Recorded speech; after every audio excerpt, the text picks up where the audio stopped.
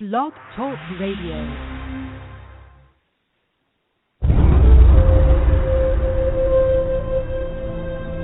He is the last of his kind.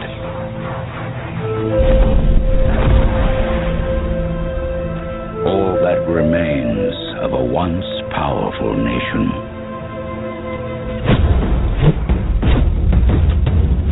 Some think he is a myth.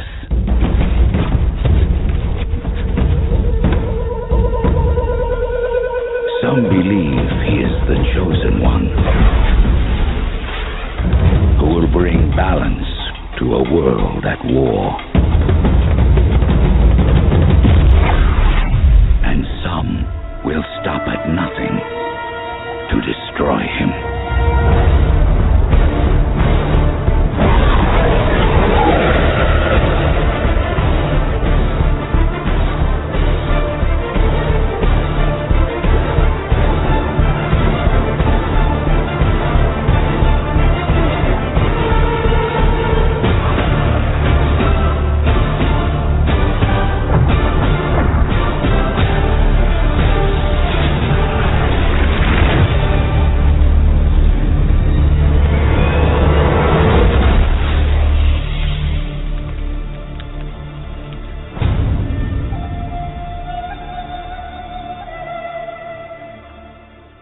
Welcome, Moorish Talk Live 100. I'm your host, Tarhaka Amana El Bay. And tonight, Tarhaka presents the chairman of the Moorish government. Special guest, Dr. Akhenaten Pert M. Heru Tutankhamun Bey. Swift Angel number 1 will be our special guest this evening. We want to deal with the gambit of stuff all the way across the board. And the number one thing that we're gonna deal with here this evening is to bring to the table that freedom is not a game. I mean, we a lot of us we're talking about games, football, and America is actually all about games. We got Monopoly, we got checkers, we got chess, we got golf, we got football. We got backgammon, we got basketball, hockey, we got the truck racing, then we got a whole lot of stuff in the United States that people are doing that they are calling games. That is actually, in my opinion, have absolutely nothing to do with the game. But we're going to be dealing with that this evening. We're going to answer a whole lot of other questions. What I would recommend that you do before our guests arrive is to get your pencil and paper, and make sure you got that handy so when we get rolling, and we will be opening up the phone lines for everybody that have a question or comment. You can go ahead and dial into the broadcast and let us know what's on your mind. If you got a question about what we're discussing, if you got a comment, you can go ahead and dial into the broadcast. And the of course, the number to dial is 310-982-4184. That's 310-982-4184. And if you got a question or comment, go ahead and raise your hand, and I will open up the phone line. If you want to speak to the guest, follow the prompts on your telephone and press 1. That will let me know that you're in the queue, and I can go ahead and bring you into the queue, and you can let us know what's on your mind. Special guest, the Grand Chairman of the Moorish government.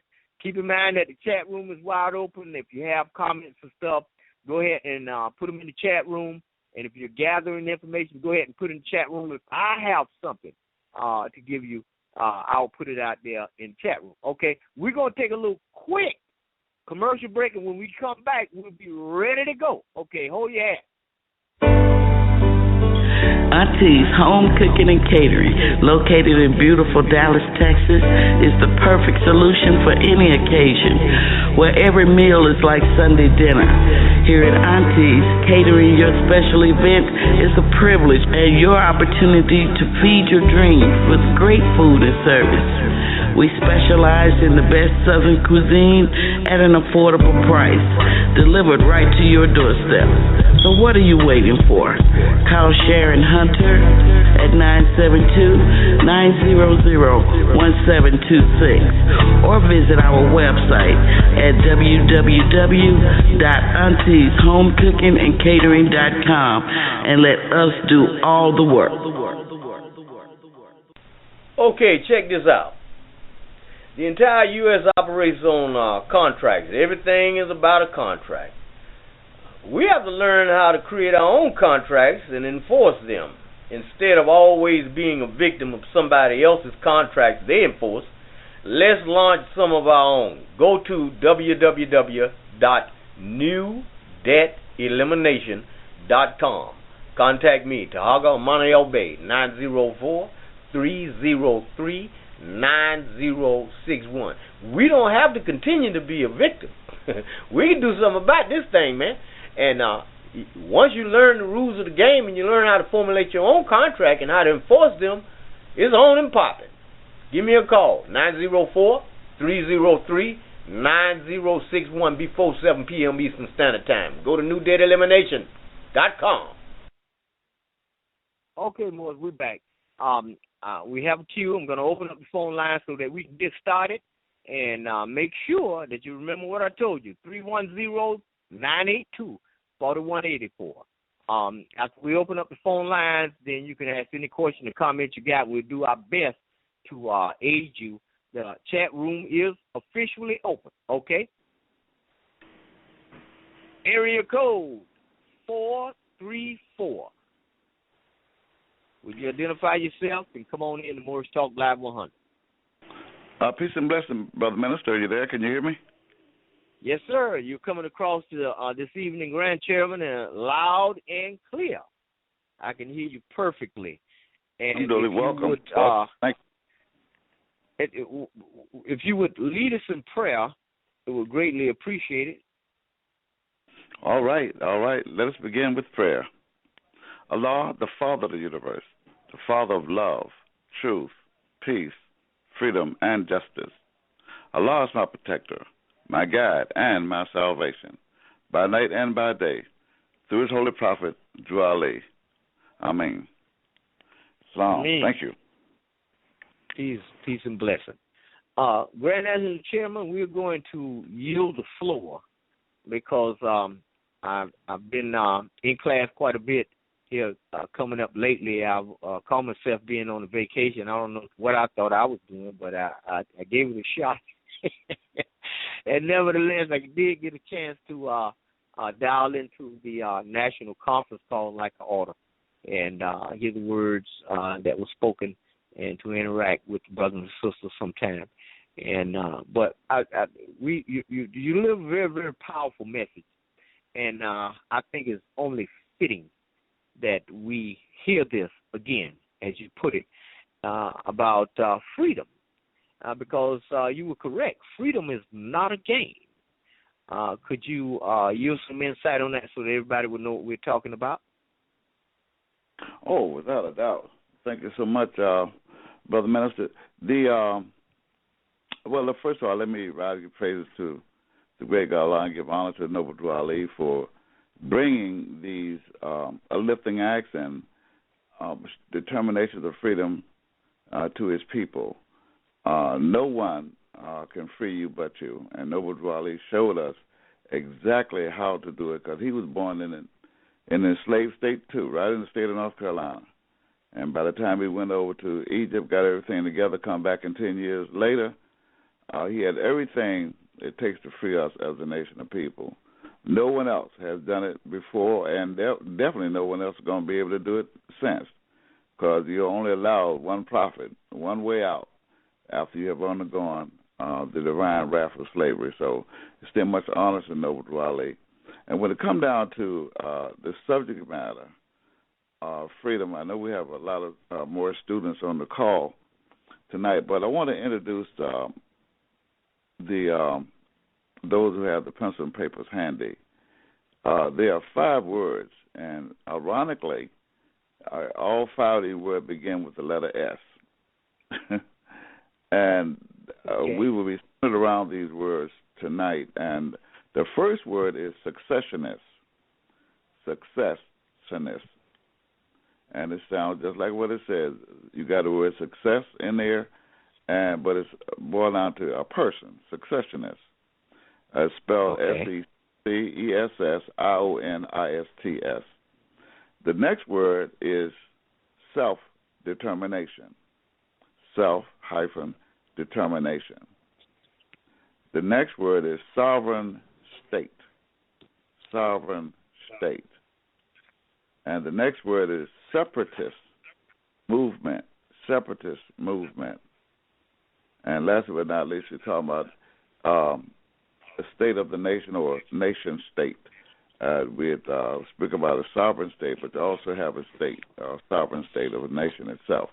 And the reason why I want to introduce these words because we're in our last leg of the journey back to the United Nations very shortly in order to put our people as a collective and as successionists back on the map as a nation of people. That's the only way you're going to be able to receive recognition. There is no other way. You can't get there, a group over here and a group over there and organizations over here against religious entities over there and one brother talking about another brother who don't like the other sister that they came in with. And so you can't make it like that. That is the way of slaves moving around in a coffin, but they end up liking it. But you want to be from the coffin, and the way you do that is to you got to free yourself. No one can free you but you. And I want to give honor to Minister L. Bay because he was speaking about freedom is not a game. And our people have come up during the time of slavery in the United States, whether it was constitutional slavery or mental slavery. But nevertheless, there's one word, and that word is competition. Everything here, and sometimes referred to the United States, is competitive. And it's real bad because it not only applies to football and basketball and hockey and what have you, but it's right into the very culture itself. Everything is competitive, whether it's a television commercial, the clothes that you wear. You got people that's flashing body signs, competing against other. So you got women that's competing against other women, and all women got the same parts. So, but anyway, the main thing is that you've got to get away from competing against each other because that right there is an act of war. That's all. It's an act of confusion, being separated from one another, declaring the other opponent as a component or an enemy, a foe. And this is actually your brothers and your sisters. So why in the world would you compete against them? You know, I know we all have come up around Mexicans somewhere in the neighborhood, and you've yet to see them arguing and carrying on. Although you know good and well they don't get along with each other 24/7. But the thing about it is they realize they've got a particular mission to do because they're all Mexicans. Well, the same thing applies to this end. You know, we're Moorish American, and we've got to stop competing against each other, turning against each other, finding complaints. I don't like this. I don't like. That's not the Moorish flag. The prophet didn't bring that. And da-da-da. This is foolishness. Because the bottom line is, and I asked the master question today, are you free as a nation of people? If whatever you're doing, whatever organization you belong to, whatever group you associate yourself with, whatever how much you think that you know, the bottom line is, has it freed us as a nation of people? And, of course, the answer is no, because that hasn't been done. It has not been done. There's 60 million of us, and there's no doubt that once this takes place, the whole world is going to know. When you got 60 million people moving in the same direction at once, everybody knows. The whole earth, it may shift on its axis. So, but it's change, you know. So this is why freedom is not a game. You got to stop playing with your own freedom by dealing with gangs of enslavement, turning against each other, talking about each other. Don't use the European media. Oh, my goodness.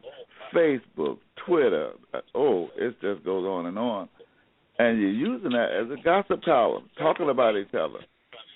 This right here is a no-no. You can't afford to be against your own brothers and sisters when neither one of you is out of the grave.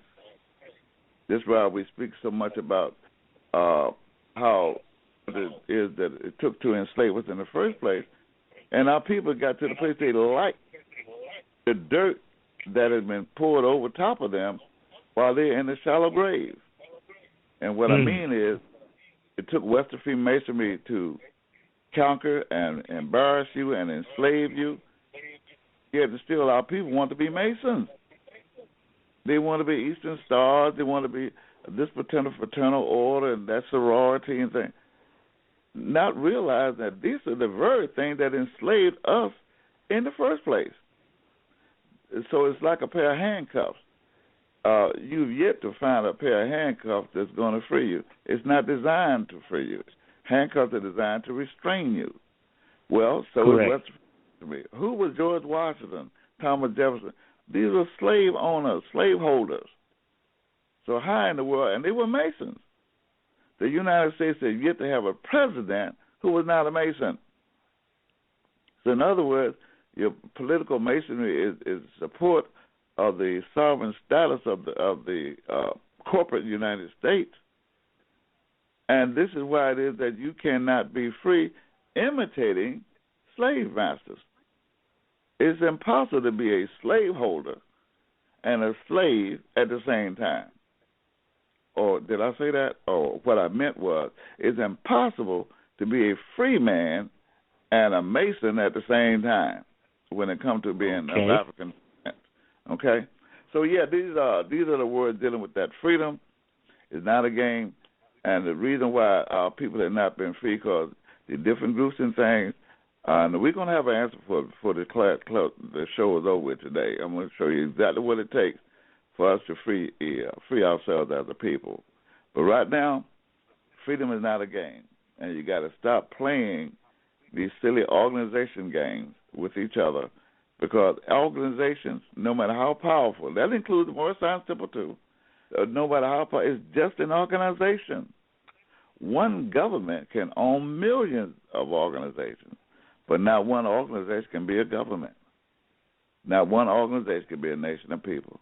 It never happened in history. It is not about to start nothing new. If you want to be free, you got to and link yourself with the nation of the earth, then you've got to be a nation also.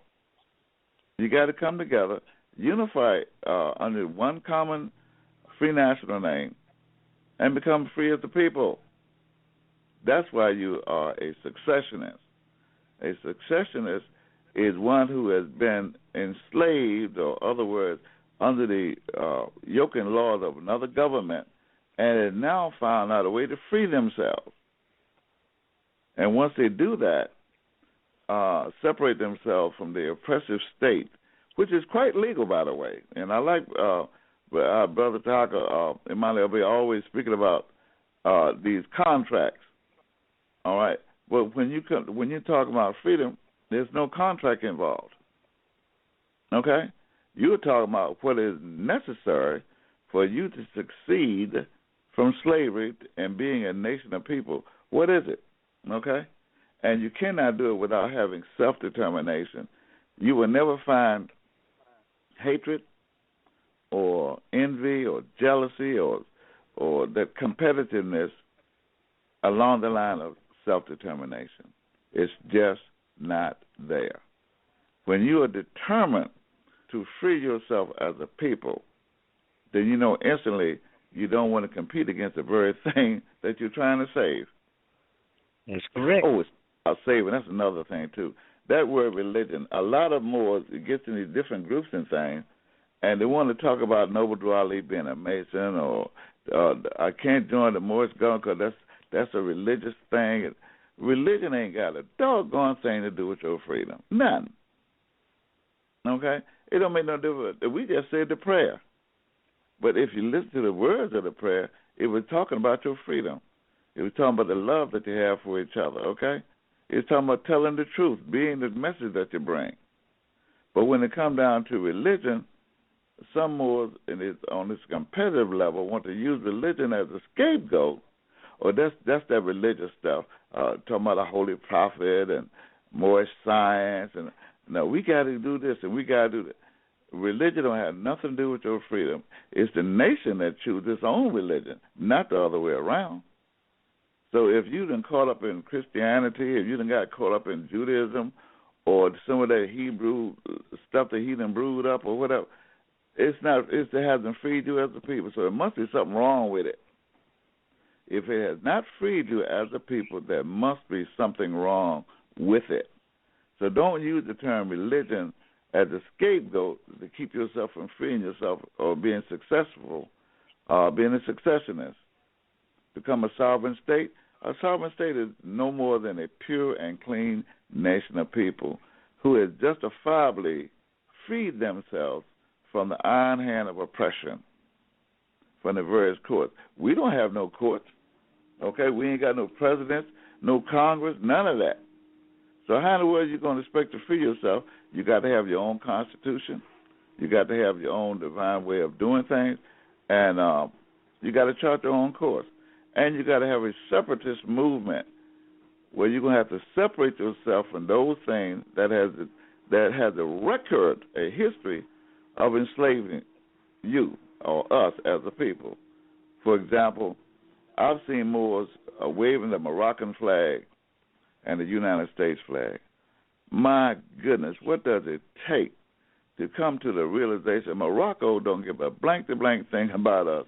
Morocco was they were the main traders in all of Africa to turn against their own people and begin catching and enslaving Africa. For 500 years they've been doing it.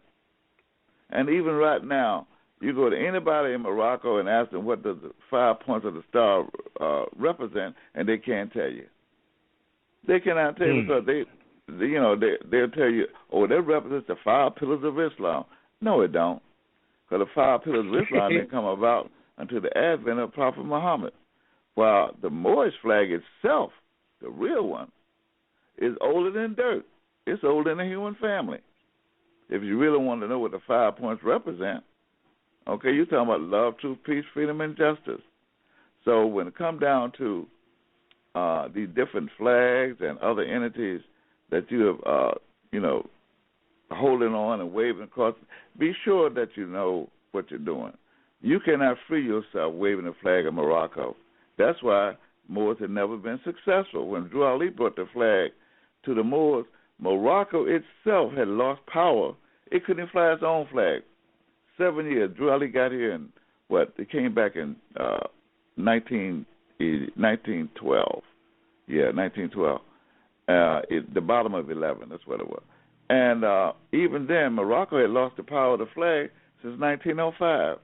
It didn't gain it for another 50 years, 1956, before they could plant the flag, fly the flag, hoist it, fly it on a ship or anything.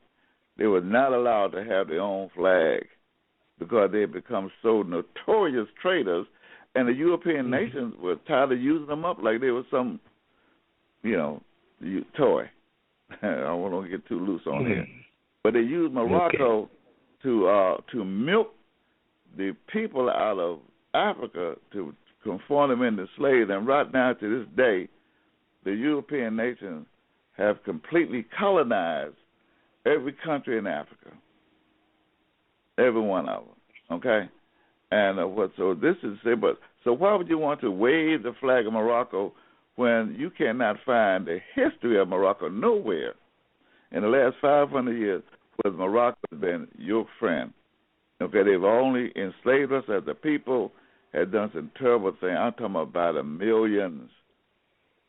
All right, they're responsible for our people getting slave names. Oh, by the way, speaking of slave name, John Smith is not a slave name. You want to get rid of slave name, get rid of Negro, black, and colored.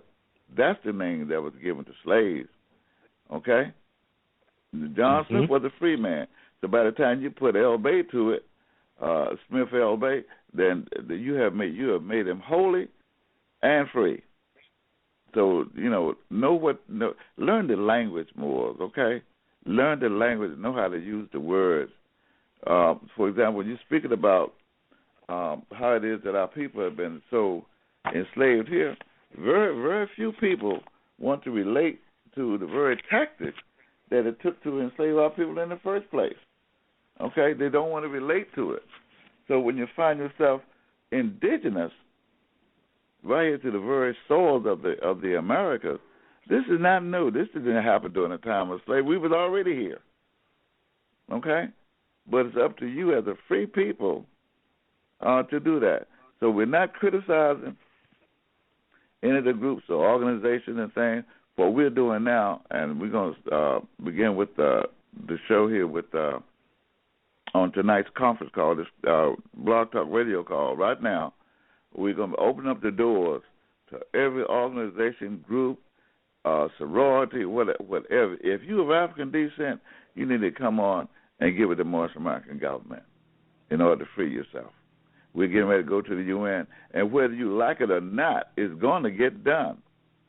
And I want you to take into serious consideration, what do you think is going to happen once the whole world knows? And it's going to be quick and very, very abrupt. Once the whole world knows that the United States don't exist, it's just a corporation, and we're the actual owners of the Americas. We own as a people, we own everything west of Egypt all the way to the Hawaiian Islands. For the North Pole to the South Pole, all that is known as the Mexium. That's our territory. We already freed the East, now it's to free ourselves at the West. Okay? So what do you think is the United States is going to do, or these other nations going to do, when they find out that they've been living a lie, and that all the rent and mortgage that you're paying and everything? No.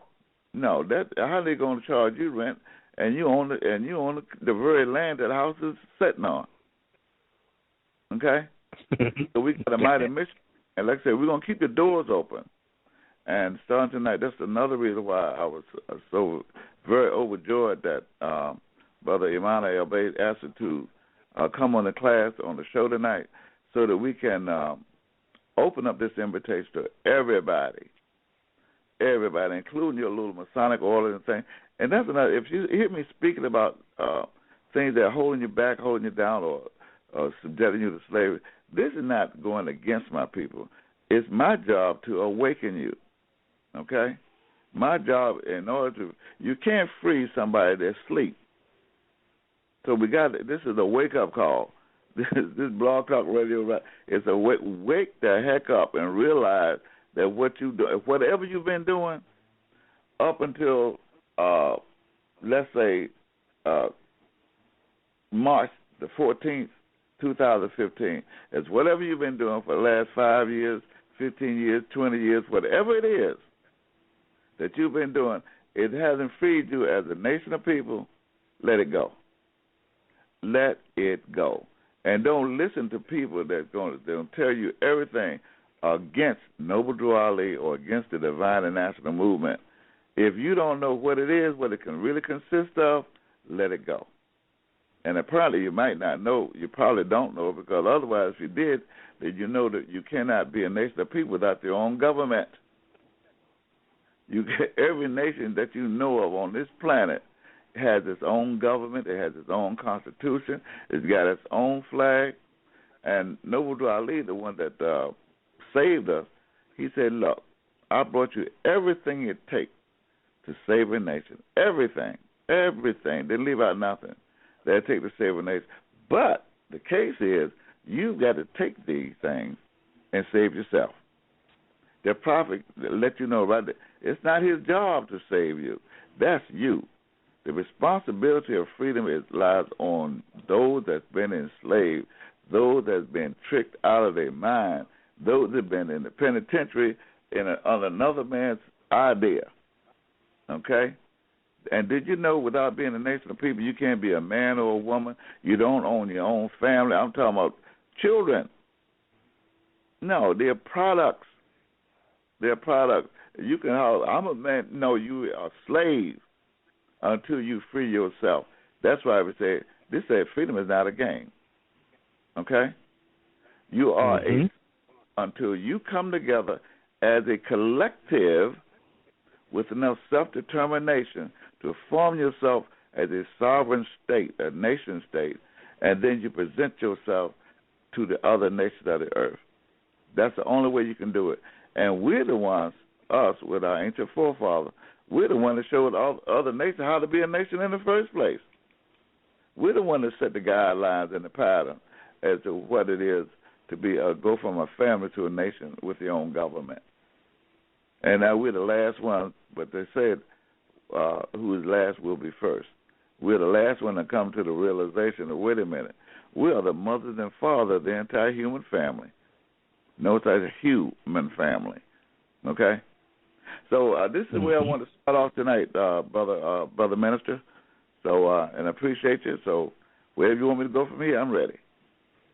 Okay, well, what I want to do, the first thing I want to do is make everybody aware of the conference call and the code and playback. So when you do the conference calls are held 7 days a week at 7 p.m. Eastern Standard Time for those people who like to dial into the conference call, and so you can get an education, because if you have no knowledge of self and you don't know what's going on, you don't have any power. Knowledge is power, and that's how you gain power, because a lot of us are so caught up. I speak to people every day, and I can't blame them. They have their little immediate problems that they're dealing with. They're trying to get rid of mortgage. They're trying to get out of jail. They're trying to get out of student loans. They're trying to rid themselves of child support. They're trying to travel on the road without being stopped and handcuffed and shot down the streets. I can't blame you for that. However, you can do anything without having any power, and that's the first thing that I began to gather before I arrived at tonight's broadcast. And so what I want to do is to give out that information. The conference call number to dial in 7 days a week for the Moorish government is 712-775-7035. The access code is 300471, and hit your pound sign. That's 712-775-7035.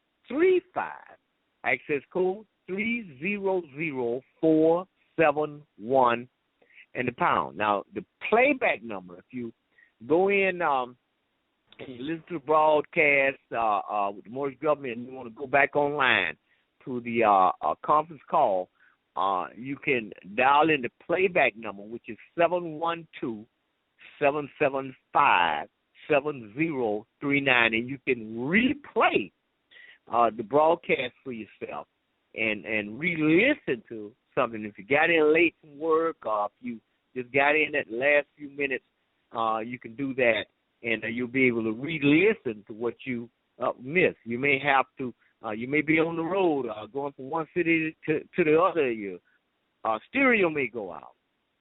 Your phone may get lost or something.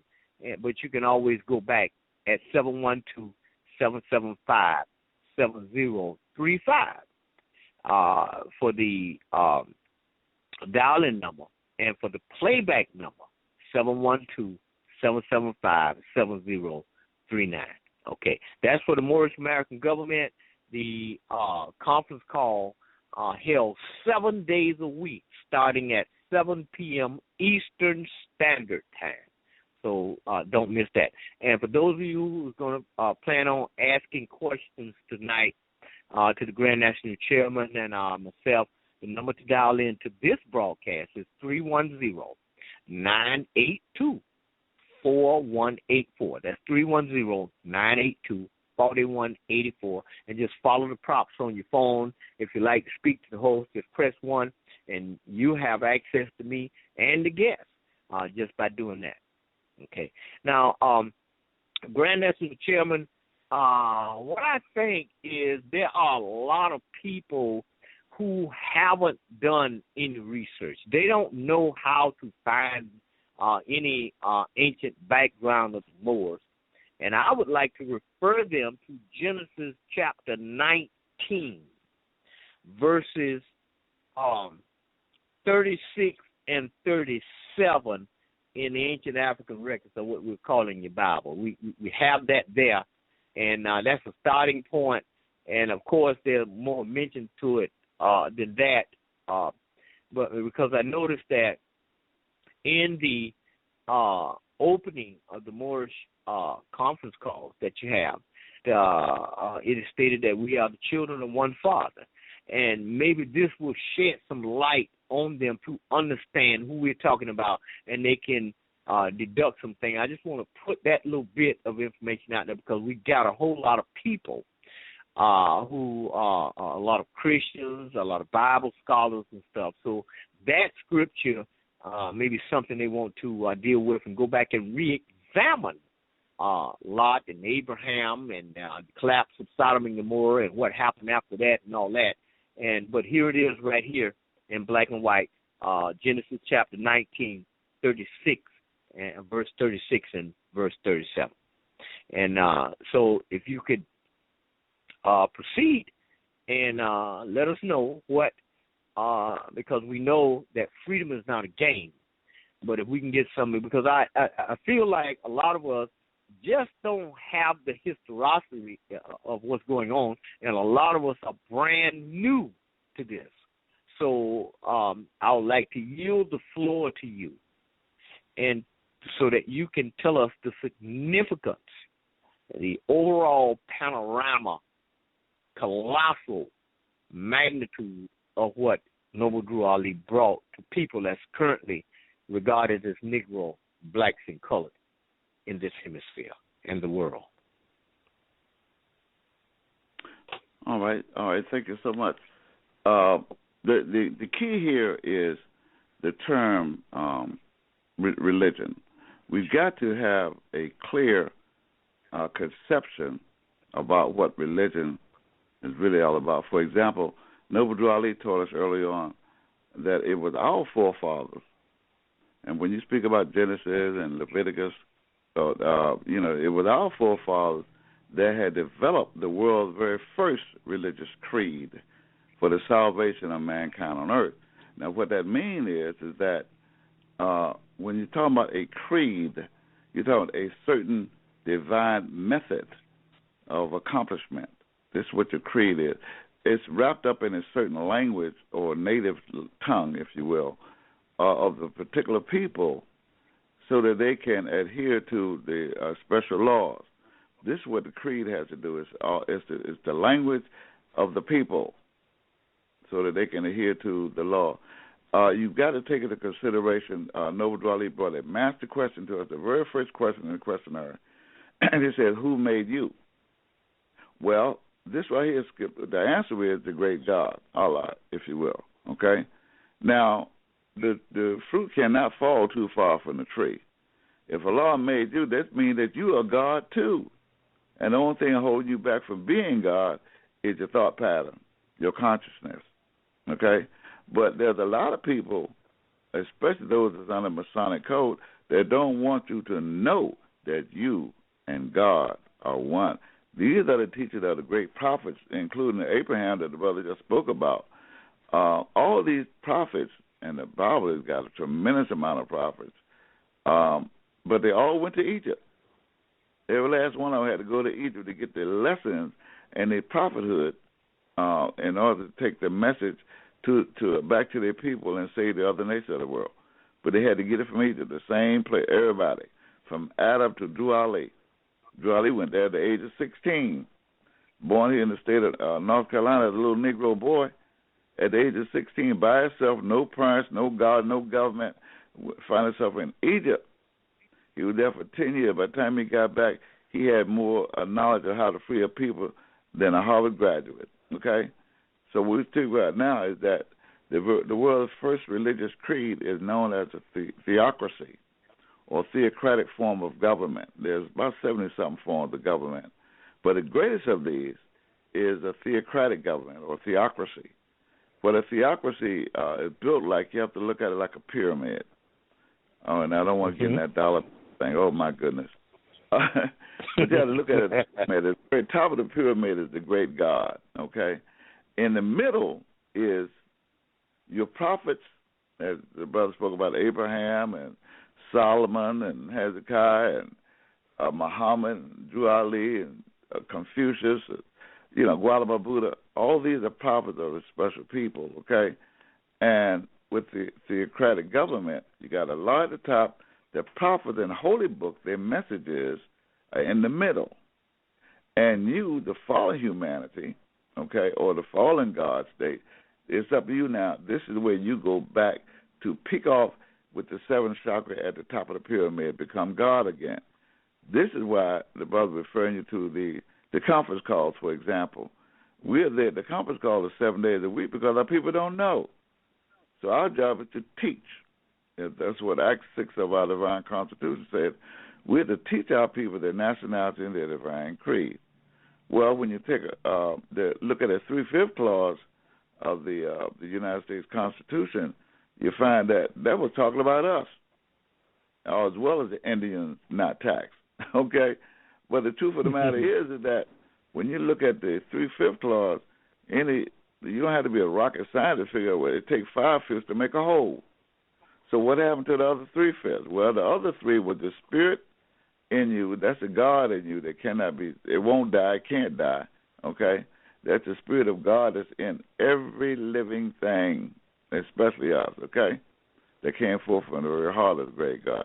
The second level is you have the soul, which is the soul of soul, which means that your ability to think and reason and comprehend, understanding, your remembrance, all this right here dealing with the soul of soul. The next part is the body.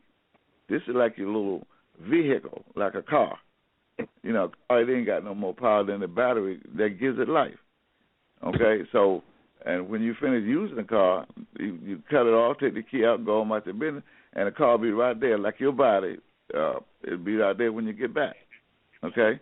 But your body, it's not empowered flesh to think or bones to reason. So therefore, when you use the spirit, that's your key. You crank up the body and then go on to work or wherever you got to go. Okay? But there's 2 other parts that's still missing. That's only 3. Okay? You got the spirit, the soul, the body. The other parts that's missing was the nationality, the divine creed. Okay, and that's where we're at now. Your theocratic government, in other words, your method to get back to your God state, that's your creed. Don't confuse it with religion by itself, okay? And then the other one, can you hear me? Yes, sir. We hear you loud and clear. Okay. And so when it comes down to the 2/5 that's taken during the time of slavery, the European took the babies and made sure that that the parents was not there to give them any true teaching or history, and he let the babies come up powerless. In other words, they thought they was Negroes and blacks and colored, and as a result of that, they had no nationality, and they definitely didn't have no creed. They have no way of getting back to their own spirit or divine source. So as a result of that, they made the perfect slave. Why? Because 3/5 was all they had to work with. Okay, but they didn't know that the very top part of that was representing God in them. They didn't know that. So they go to the church, Christianity, or they go to the synagogue because some of them want to be Hebrews or Jews or whatever. Others, they want to be Muslim, and they go to the Islamic thing. And none of these religions can do a doggone thing for a slave. If you don't have the last 2, your free national name and your divine creed that your forefathers passed on down to you, it doesn't make no difference. You can sit up in the church, a mega church, all day, and you still come out there a slave. And if you look around, it wasn't not the very Muslims and the so-called Islamic, Arabian version of Islam. It's not real Islam. It was the one that brought you and sold you into slavery in the first place. How can that be a religious creed? They cut off your head and say, Allah Akbar. God don't kill nobody. That's murder somebody and talking about this Allah's will. So that's not the true religious creed. Okay?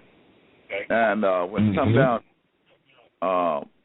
your creed, the religious creed, the brother speaking about the Bible, there are 99 prophets that spoke about in the Quran. So in the Torah, it speaks about the prophets as well. So all your holy books are right there, but you have to know what to do with it. And it's nothing that you can do better than to first free your own mind. Then you're behind to come later. Okay? Some of us get it too mixed up. They try to say their own hind part running out the lines then.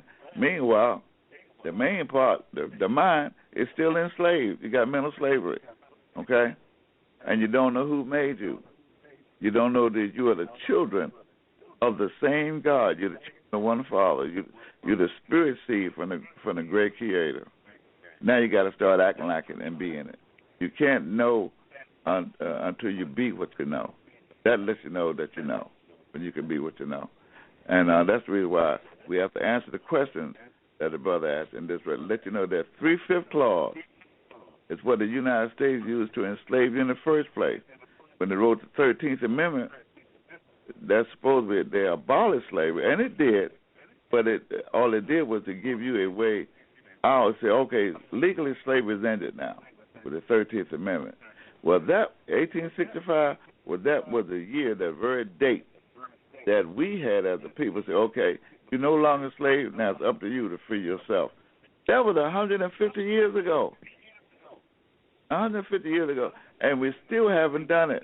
Why? Because that's something that's contingent upon you and you only. It's up to you to free you. Can nobody free you but you. And you can't do that running around hating each other, talking about each other, using that old weak creek water. Okay? Now, we know personally what happened at the United Nations. We were there personally in 2007, and we got everything. The Obama, and Michelle, they are divine ministers of the Moorish government. Okay? But they can't move until the people move. They're there, though. Okay? Oh, that's another thing, too. I might well speak about that. But there's some fallout about being recognized as a people, the Moorish America. All 60 million of us, they got over 8 concentration camps, okay, for them that want to stay a slave. Okay, Obama would not be the president, although it's going to take place under his presidency. But during a time of civil unrest, which is going to happen, because a lot of our people, when they find out that they've been had for the last 150 years, they're not going to be very happy. And a lot of them are going to want to be the best black people that they can be. Okay? And as Obama then is going to become, the Constitution of the United States is going to be suspended. Obama is then going to become the chief, commander-in-chief of the military, and they are duty-bound to support and protect and defend the Moorish American government, the same way they defended and protected Noble Drew Ali. Noble Drew Ali had to leave because of his own people turned against him, those who thought they were Masons. That won't happen to the government. The Masons won't be able to do nothing with this here, nothing, okay, unless they want to fill up. They'll be some of the first people, because Drew Ali said that the Masons and was to be some of the last people to come in, last people to accept the truth. So all I can tell you, those 800 concentration camps, all them meetings of disposable coffins and hold up 2 or 3 bottles at a time, and a railroad travel car that's there with nothing but shackles and chains for human cargo, just like worse than it was with Hitler. Yeah, there are for those who do not want to be free as the people, and that's guaranteed. Okay, they're not for no Mexican. They're not. Like I said, you own all this. You own all the America. Under Morocco, they caught so many of us and sold so many millions of us into slavery. We fully populated the North, Central, and South America as well as the adjoining islands. 7,000 islands there in the Caribbean, and we even got some brothers now call themselves Rastafarians.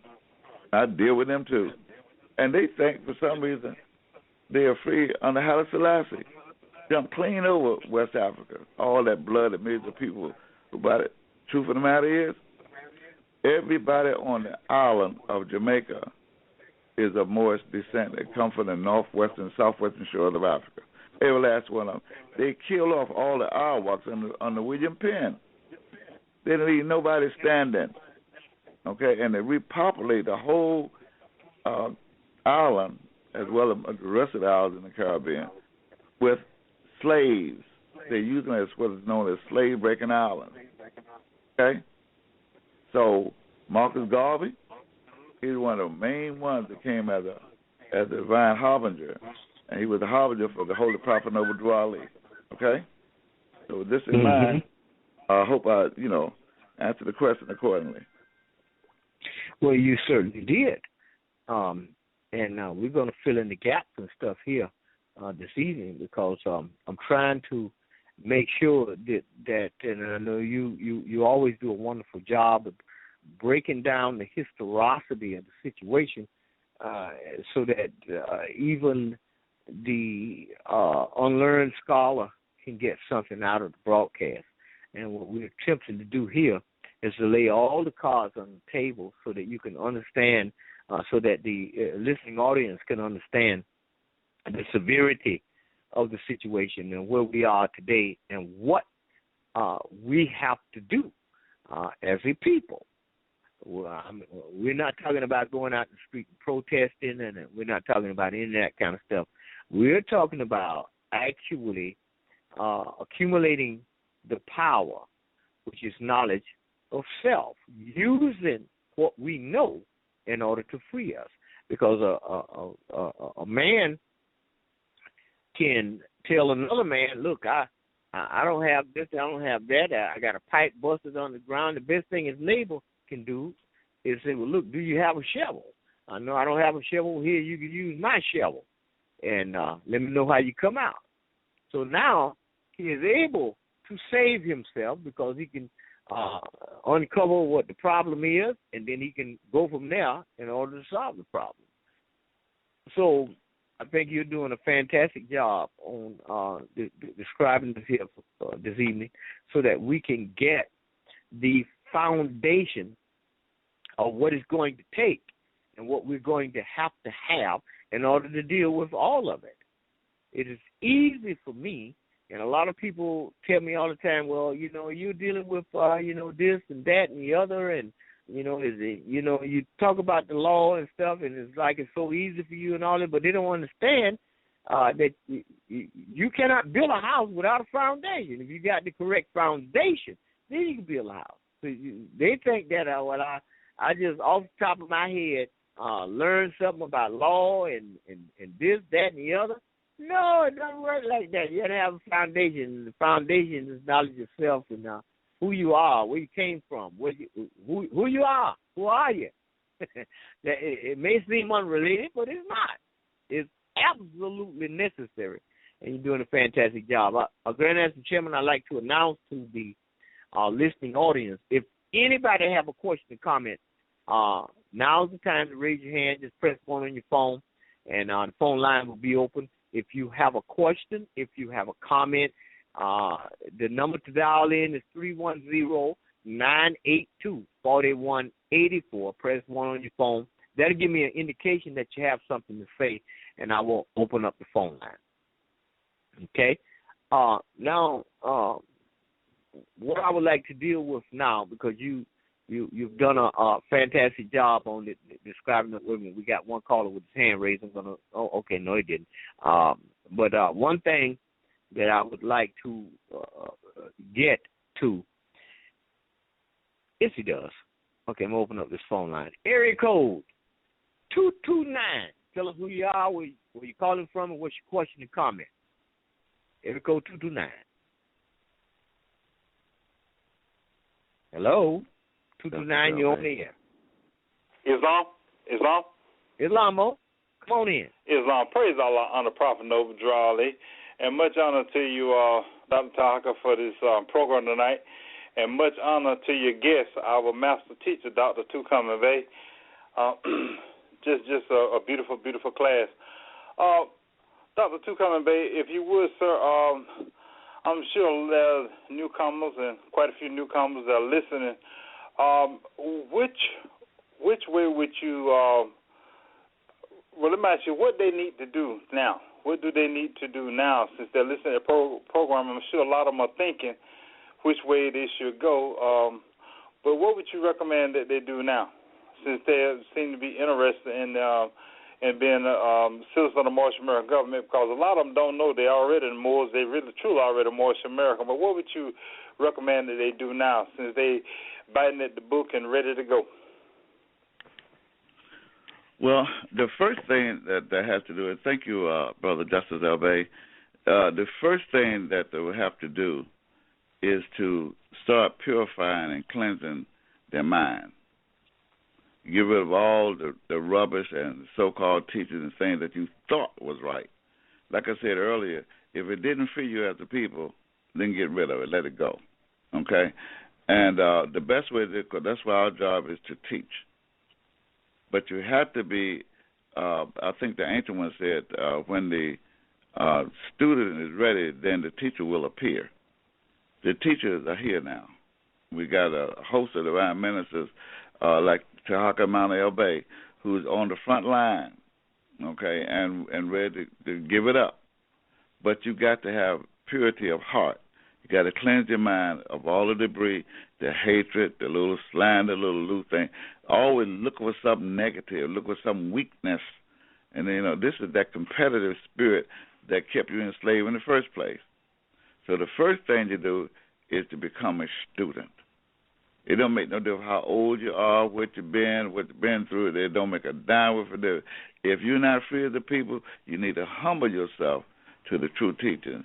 And this is the reason why I say, I meant to say to the speaker earlier, if you have a question to me, don't not ask me a question that you're not ready for the answer, because I will tell you the truth. Okay? So that's the way it is. My job as an angel is to free my people. That's what my job is.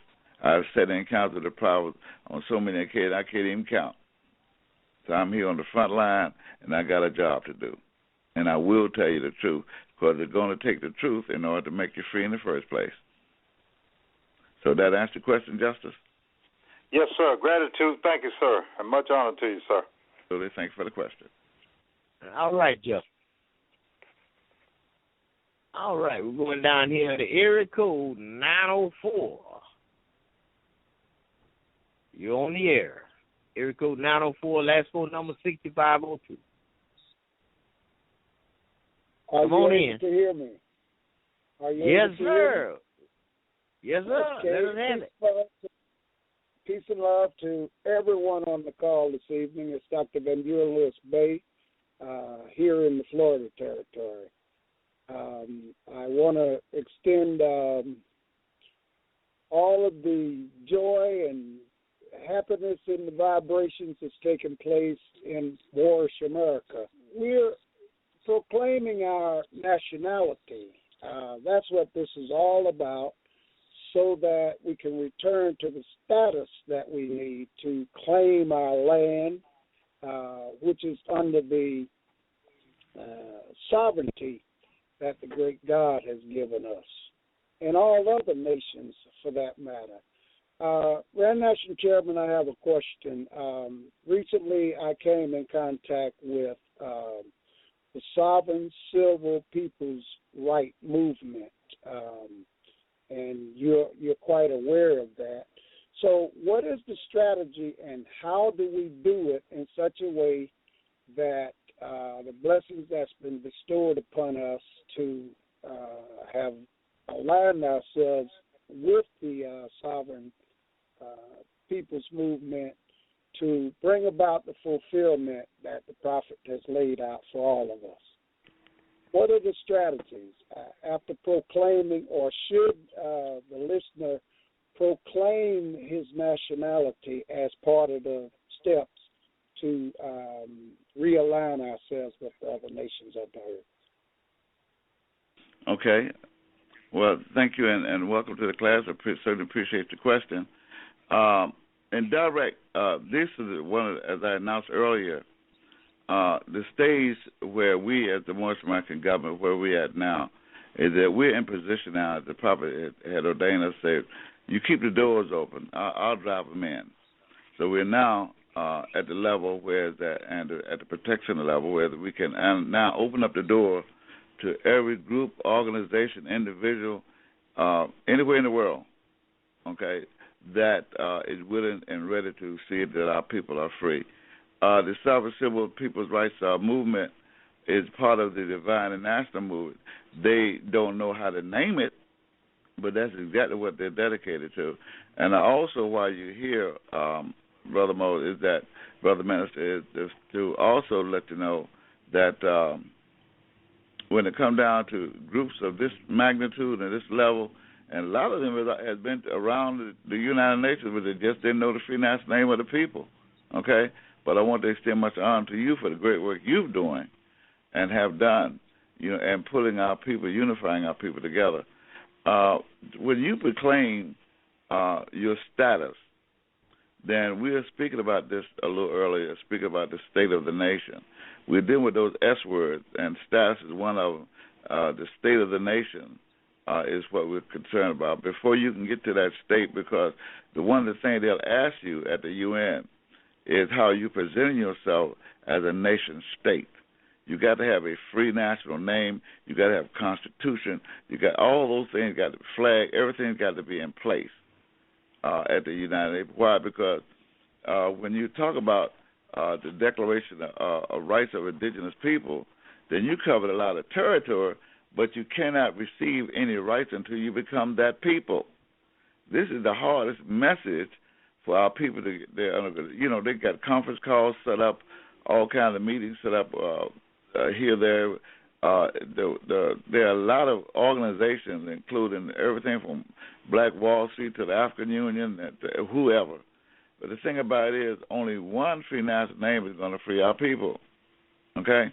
So what we encourage everybody to do now, and again, I still much honor to you, too, for the great work you're doing, is to come home. The door is open. We're ready now.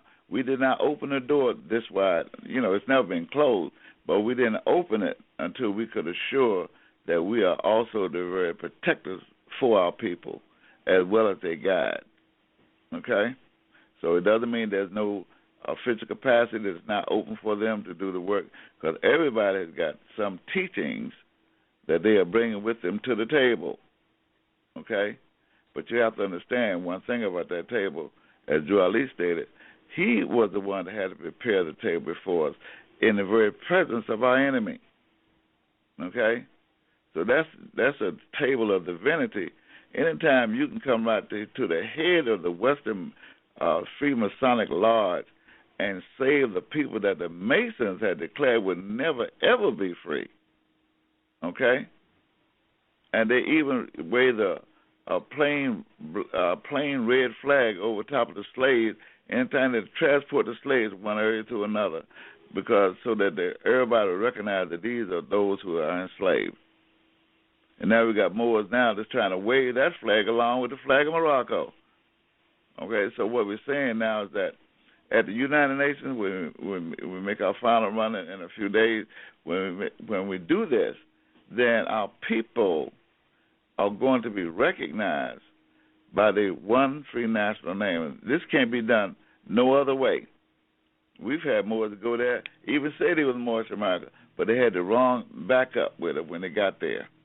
They say they're Moorish American, but they had the flag of Morocco and the flag of the United States along some other man-made flags. And what they'll do at the UN, let me get this word to everybody, they will acknowledge, by you coming there, they're going to give you some kind of acknowledgement. You won't be a nation, though, nothing like that. You will not be joining the United Nations.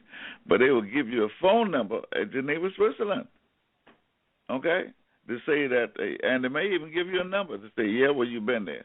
But it don't mean nothing. You have to, what they at the United Nations call them NGOs, non-governmental organizations. They are never nation, never government. But as far as the sovereign civil people's rights, this movement here, oh man, they're on the money. I love it, and the door's open. because these are different streams, including the African Union and all those who've been a part and parcel in trying to help our people. They're streams that flowing towards the same sea. Now they're becoming a master stream before we go to the UN. And that's where the door is open. Everybody come on in. Bring your water and come on in. We're ready. So I hope that answers your question. This is where you proclaim your status at, right here with the government in which you live. At the United States, that ain't living. Okay? You have very, very clearly answered the question, so that some of the newer listeners understand the Moorish American government is the name that the prophet brought and proclaimed as our one free national name, and named the government after the people. How does that align with the scripture that Brother Tarhaka mentioned earlier about the Moabite people?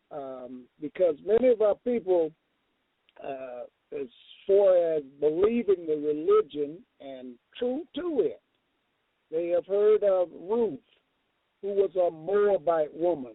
Can you explain just briefly how the heritage that we have and the status of Moorish Americans, how does it relate to the ancient Moabite, so that many of our Christian brothers and sisters can understand that all of us have studied the exact same thing, but now in this fulfillment era, we're coming to know and understand that we descend from the ancient Moabite, of which Ruth was one, King David, King Solomon, and so forth. Will you elaborate on that just a little bit more for many of the newer listeners that's on the program this evening?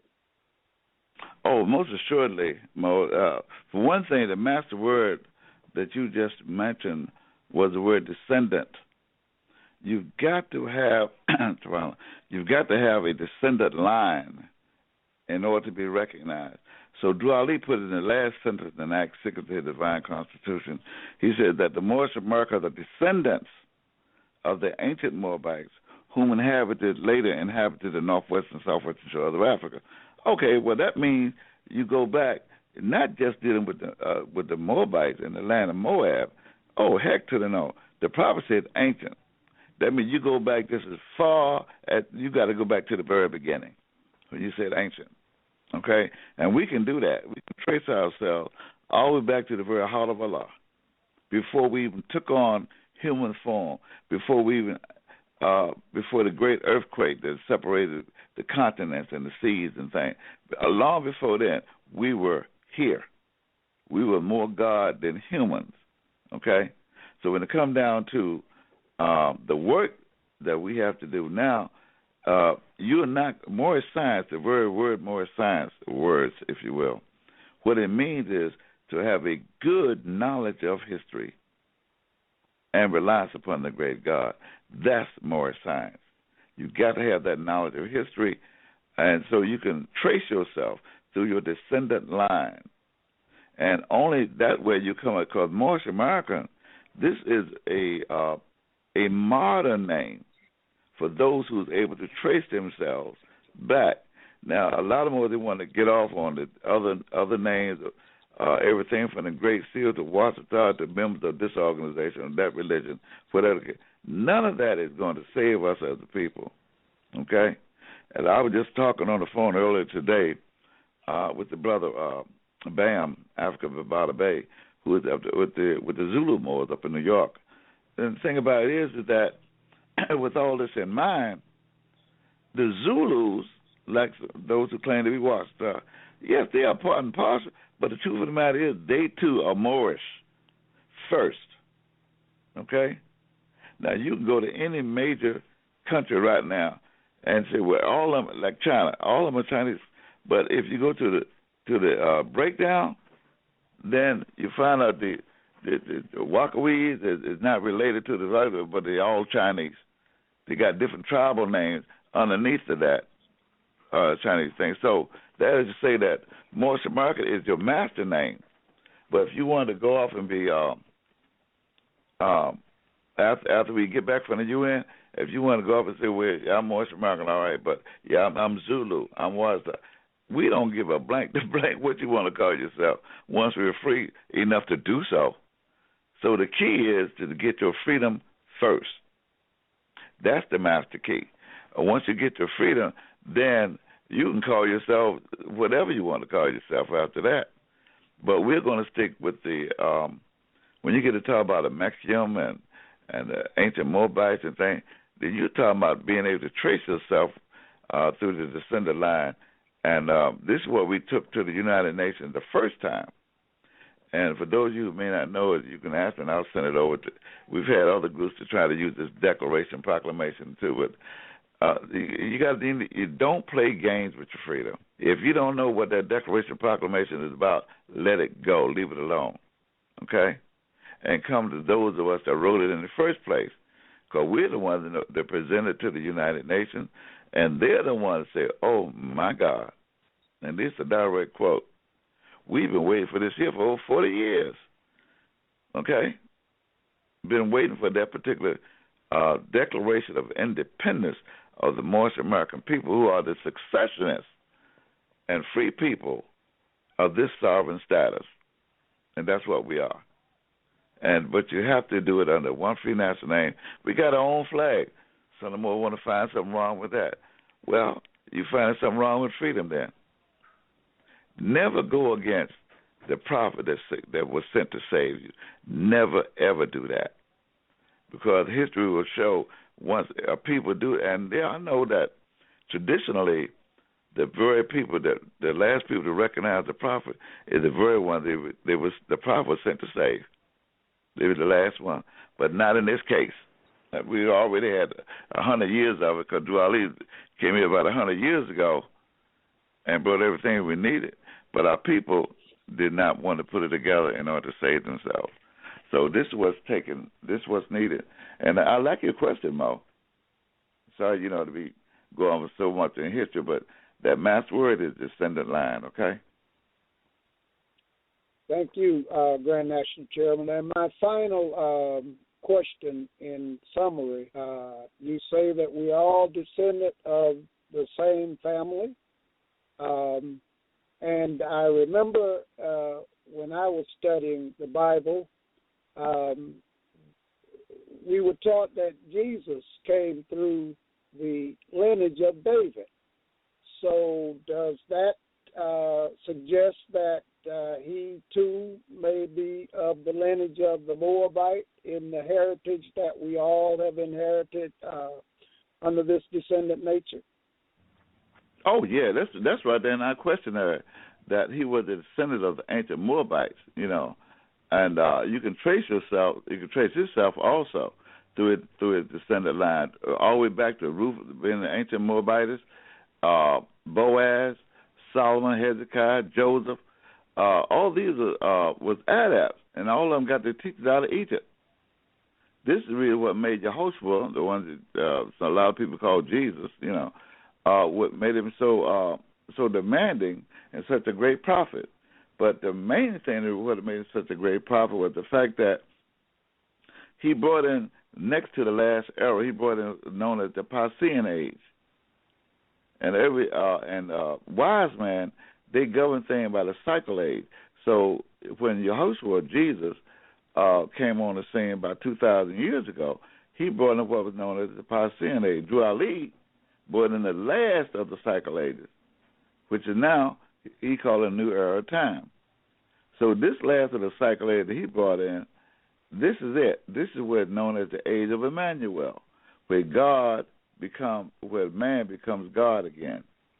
God and man become one. That's why our flag is so important, because if you look at the flag, you'll see within the heart of the flag, right in the center is a circle, and you got love, truth, peace, freedom, and justice above the star. The star is open, of course, which means that it has no boundaries, no limitation. But the 5 points represent the same thing that's above the star. The 5 points. So this means that as your God is, so are you. Your God is love, truth, peace, freedom, and justice and so are you. That's what the 5 points represent. So when you stand in what the Moors call stand on your square, this means, in essence, that you are your principles. You are God. It's not a Mason. A lot of them, they want to, I want my square, but they're thinking Masonry. A Mason is an idiot, a cold-blooded idiot, especially when he thinks he's an African at the same time. You cannot be a slave holder, according to Act 6 of our divine Constitution, and a slave at the same time. This is a new era time now. A new era brought in by Noble Drew Ali. It's called the Age of Emmanuel, where you and God becomes one, not you and a Mason. I hope that answered the question. It did. And thank you very much for giving me space to speak. Peace and love to everyone on the call. All right. Peace and love, my brother. All right. We got another call. 229. Justice LB. Come on back. Islam. Praise Allah, honor Prophet Noble Drew Ali. Dr. Tukam, master teacher, sir. You know, I hear a lot of people complaining when they go to these European courts. They say, why are these people always laughing at me when I step and tell them I'm a strong black man or a strong black woman? Would you please explain to the listeners why they laugh at them when they stand and say they're a strong black man or a strong black woman? Why do the European judges and other European members of the court laugh at them? Well, because they're saying that they're describing their slavery, and this is why the Europeans laugh at it, because they say, I'm a strong, the name that was given to slaves that we discussed earlier was Negro, colored, and black. So they're identifying, letting the Masons, the slaveholders in the courts, and that's what it is, the plantations known as the courts. And so they're letting the Masons, the original Masons, because that's their playground, is the courts. Tarhaka tell you that in a heartbeat, okay? And they'll let them know, I was your slave master. I was your slave. I was black, just as black as you made me, master. And that's what they're saying when they say, I'm a proud slave. I'm proud to be your slave master. Right here in your code of laws. Thank you, master. That's the answer to your question. Yes, sir. And I have one more, sir. Would you please let the public know what do it takes to be a man and a woman? Oh, we discussed that earlier. You must be a nation of people to be recognized as a man or a woman. You got your own religious laws, your own marriage laws. For example, if you go downtown to get yourself a marriage license, as Tarhaka call it, contract, then you're a slave. You're still a slave, okay? Because every nation, every government has their own marriage laws. And the Afro-American black people, they don't have no government, no nation to have no marriage laws in the first place. So you go downtown to the Alliance Den, or representative, and you get yourself a permit. Oh, did I say that? I'm sorry. A license to otherwise tie the knot or jump at the broom. And then you call yourself married. Well, meanwhile, who is it that's on the document that owns you since your birth certificate? Who is on the document that owns your children? Okay? And own what you think is your wife, but they own her too. In fact, they let her know, look, if you don't like what John is doing, just bring him on back down here, and I'll make him pay child support, alley money, and some everything else. But meanwhile, he, her, and the children, and please don't call your children kids, because if you call your children kids, that means you got to be a goat yourself. Only goats can have kids. Yes, sir. License mean permission, don't it? Yeah, permission to do something that will otherwise be illegal. Yes, sir. And with my study, we've been in so many classes. Also, you need national standard, principles, and power. But with that, you have to have a government in order to be a man or a woman, correct, sir? Well, slaves don't have power. That's why they're slaves. Yes, sir. That's why these different other groups and organizations, why our doors open now, okay, so that you can have power. The only way you can have power, you got to be your own government. You must be your own nation under one free national name. That gives you power. You got to have your own flag. Everything has got to belong to you. That's yours. How can you claim the whole continent of the Americas and you can't even change it? Yes, sir. That's the wicked creek water. Yes, sir. Correct me if I'm wrong, sir. But in a way, you spare kids. It means the same thing, baby goes, don't it, sir? Yeah. Sir.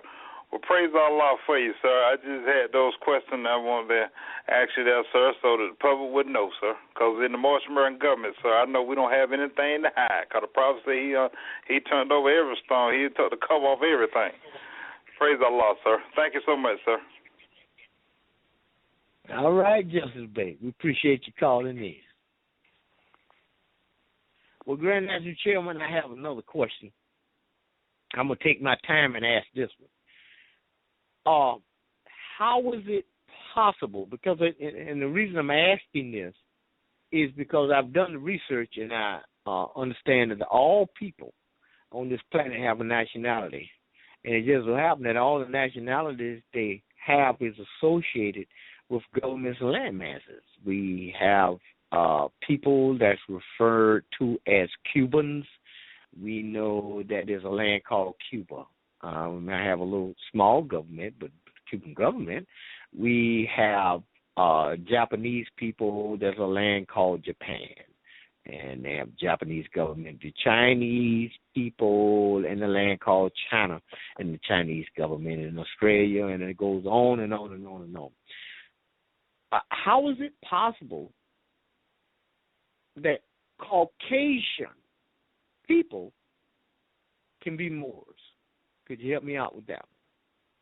You said how can the pale skin nation of Europe be what now? Moors. They can't. For example, you have to go back to the beginning. How did the people, the pale skin nation of Europe, how did they get here in the first place? You got to go back to their. We're talking about the descendant line. Let's go back to their origin. Okay, you find it, when it comes down to Adam and Eve, they didn't exist.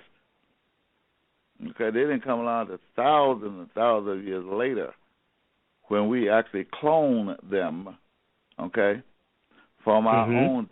We gave them every part about us except we could not clone God. We could not send them a center. And your God spirit is really the center that feeds the melanin, the pigmentation, in other words, that hue.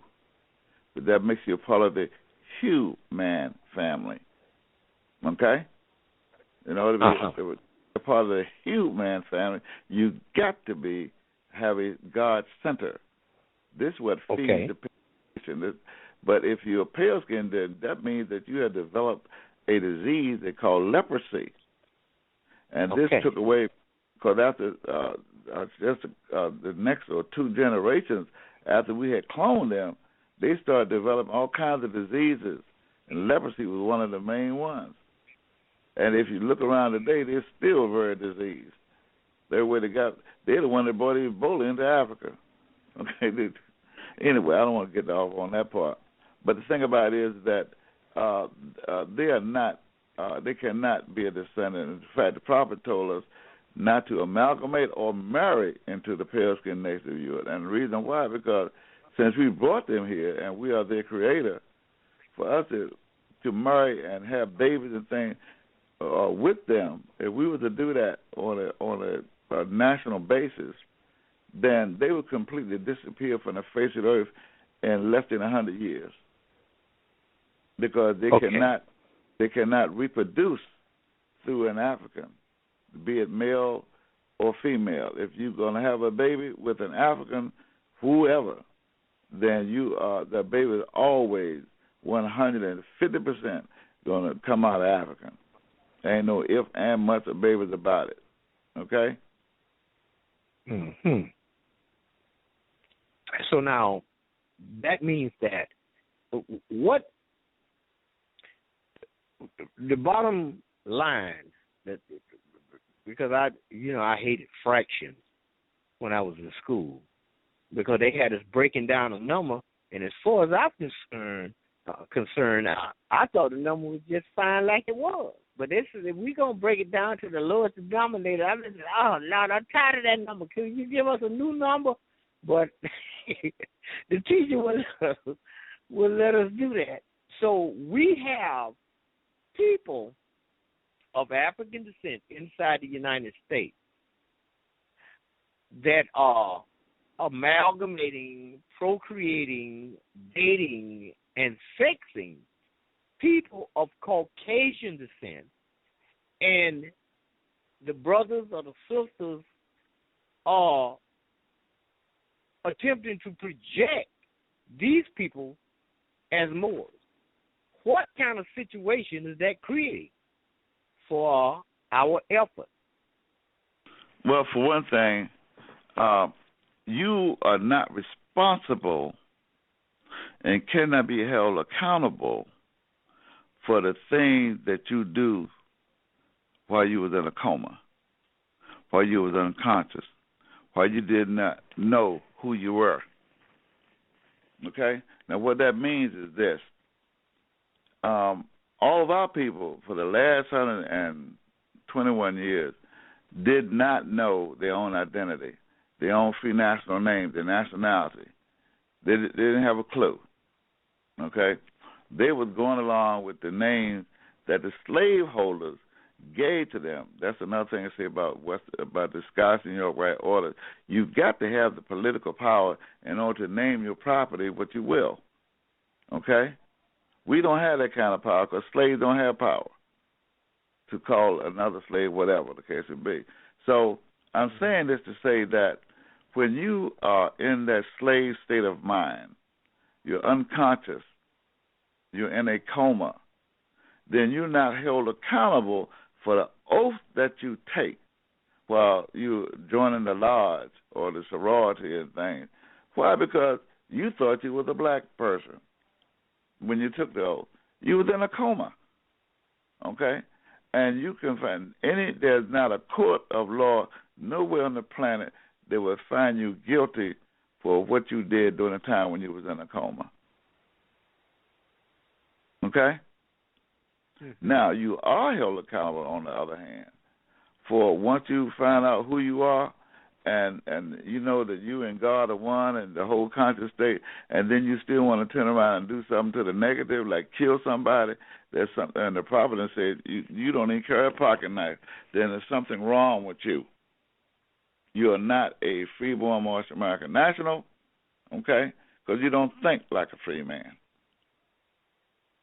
Free men are not murderers. That's why I like the word, the title of our program this evening, freedom is not a game. That's playing games. So it's that coma state of mind. Okay, so now, after the broadcast, I think will be, in my opinion, I think it will be perfectly clear the answers to the questions that were asked tonight. But I think that I should keep my eyes open in case I see some things that may appear to be red flags. But my understanding is that, because I'm looking here at Genesis chapter 19, verses 36 and 37, and I know that the people that are being referred to are people that's commonly called today black. And I don't see any room here, and we're only talking about the 19th chapter of Genesis. So in your opinion, were there any Caucasians in the region, passed any DNA anywhere or except any during that time? Well, in Genesis? In your opinion? Oh, heck no. Yes. They weren't even on the planet then. Okay. All right. Now, my next question, and I have another caller with his hand raised, but my next question is, can you describe for us how devastating has it been since the days of the prophet until the day of African descent to have adopted Masonry? Okay, I heard the last part about adopted Mason. Will you speak of consequence? Say it again. Can you describe for us the circumstances and devastation? How devastating has it been for people of African descent, or people commonly referred to as Negro, blacks, and colors, to have adopted Masonry? How devastating has that been to the work that the prophet has done? I know they could not be destroyed, but the people that he was trying to reach, but how devastating has it been to us since that time? Okay. That's a masterful question. And you find out how devastating it is that you don't even need the presence of a real Mason. That's a pale-skinned Scottish or York Rite order. Okay? Mm-hmm.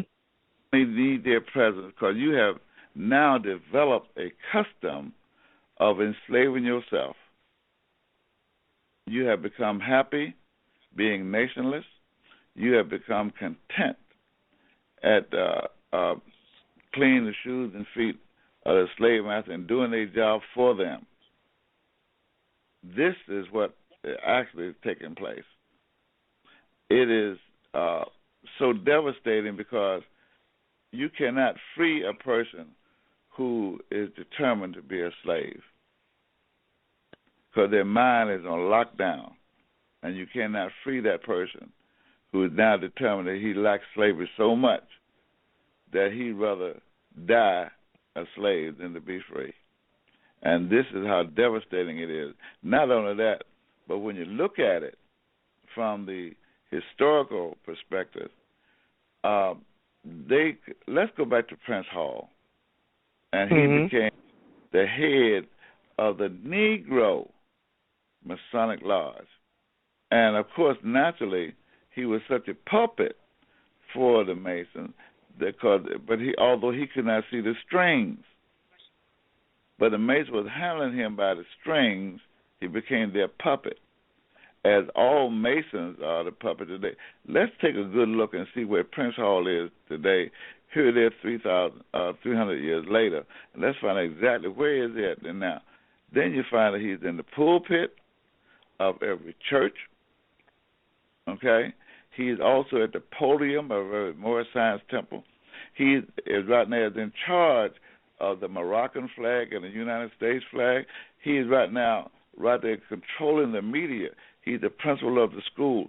He is the head of anything to keep our people from finding out the truth. Okay? I've even had him go against my book, The Noble Dwali, The Exhuman of a Nation, and barred it out of the institution. That's why I purposely had it written in softback. But it had it barred out of institutions like in North Carolina, Indiana, Illinois, because the Moorish Science Temple was determined and full of Masons that, oh, no, that's a Pleasant Bay thing, not trying to free the people, none of that. That's how devastating Western Freemasonry is once it gets to the hearts and minds of our people. It knocks them to smooth out. They are unconscious, dead on their feet. In fact, you can't find them. It's almost like finding going to a funeral parlor and the very host, the pallbearer, he's his own pallbearer, burying his own people, okay, because he's running the funeral home. Now, the United States or the governor don't have to be there. Why? Because the people that's handling the funeral home is burning the people anyway. That's how devastating. When Noble Dwali, to show you another devastating measure, the Masons ran Noble Dwali clean out of Newark, New Jersey, Toledo, Ohio, Detroit, Michigan. Man, it was just terrible because they were determined they were going to try to kill the prophet. That's how bad it is. Because they'd rather die a slave than see anybody be successful freeing our people. They'd rather die. And that's the way it is right now, to this day. Our brothers who call themselves Masons, they had rather die a Mason, satisfying a European, a slaveholder, than to be free. And that's why, and all the signs are there. You've yet to go into a Masonic lodge that you won't find a coffin in the lodge. And who do you think is in that coffin? Him. Hiram Abiff, as they call him, the African God man. Who they got a reflection on the dollar bill with the pyramid, with all seeing out of the great God detached away from Hiram, from the African God man of nations. They're no longer connected together. That's how devastating West Freemasonry is to our people here in the West. It keeps them enslaved. You cannot be free, and that's our subject matter. Freedom is not a game. You cannot be free and be as an African descendant and be a Mason at the same time. It's impossible. It's impossible. Okay. Well, we got another caller with his hand raised. I'm going to open up this line. Area code 443, last four numbers 6090. Could you tell us who you are, where you're calling from, and what's your question for the Grand Chairman? Islam, this is Divine Minister Hanwal Guwali Hill, Baltimore Territory. Islam Grand National Chairman. Sunday school teacher. Come on in, man. Islam Minister Tarhaka. You're welcome, Can you hear brother. Me? Come on in. Yes, sir. You come across loud and clear. Now, you got a speaker on. Okay. You got to get off the speaker so we can hear you better. How about now? All right. Come on in. Okay. You mentioned the word Caucasian a couple of times, and I just wanted the Grand National Chairman to elaborate on where that term Caucasian came from. Well, that came from the let's look at it from the historical perspective. Europe, which is the only continent right now that does not begin with the letter A. Europe was designed to be, it was called a forbidden land, where we had to take the diseased, pale-skinned people out of Africa there. And so Europe is bordered on the north by the Arctic Ocean. It's bordered on the west by the Atlantic Ocean. The Arctic. But the North Pole. Okay, ice and cold. It's bordered on the west by the Atlantic Ocean. It's bordered on the south by the Caucasus Mountains. Okay, Mediterranean. On the east is bordered by the peninsulas and the great 30-foot high wall of China, reaching thousands of miles to keep them from coming into China. Now, the thing about it is that when you measure all this out, they were named after with the Caucasian. The word Caucasian meant a body, diseased body, and when they received the name Caucasus or Caucasians after the Caucasus Mountains, these mountains. And that's what it was, because they were forbidden for any African descendants to even go into Europe. Moses, but that's the reason why me and Moses don't get along today. He became the first prophet to go all up into Europe, call himself educating these people.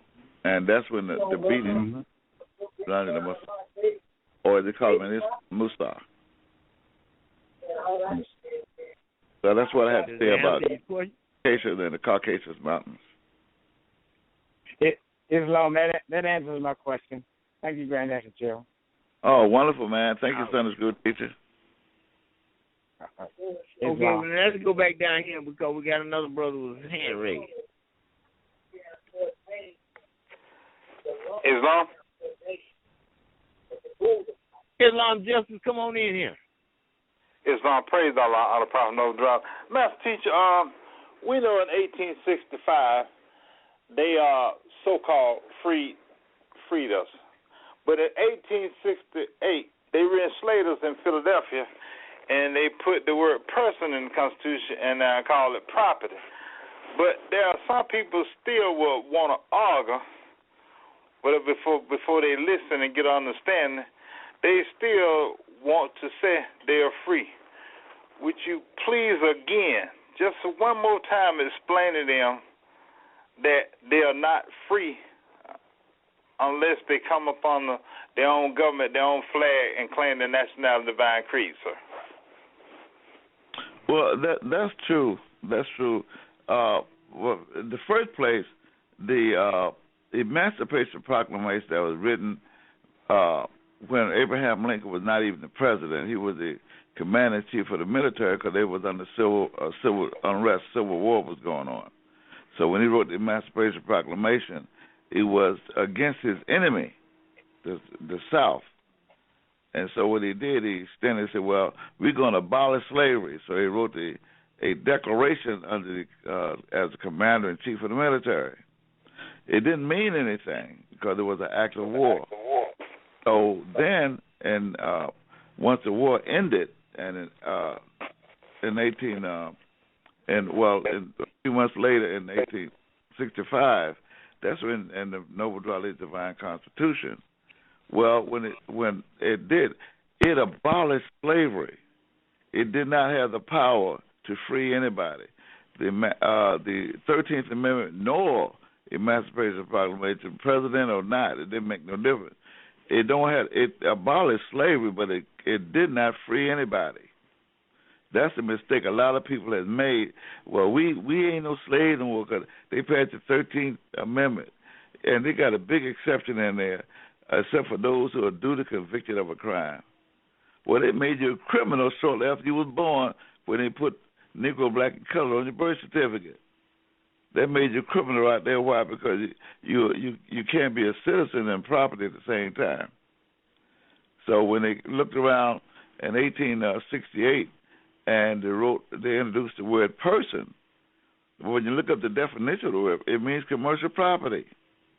So they brought back slavery under another name with the 14th and 15th Amendment as using the word person, and it ticked off a law so bad that he messed around and took away all the sovereign power from the then known as the United States of America as a government, as a country, and made them a corporation again, just like the colonies, and put it back under the British rule because they were trying to extend slavery.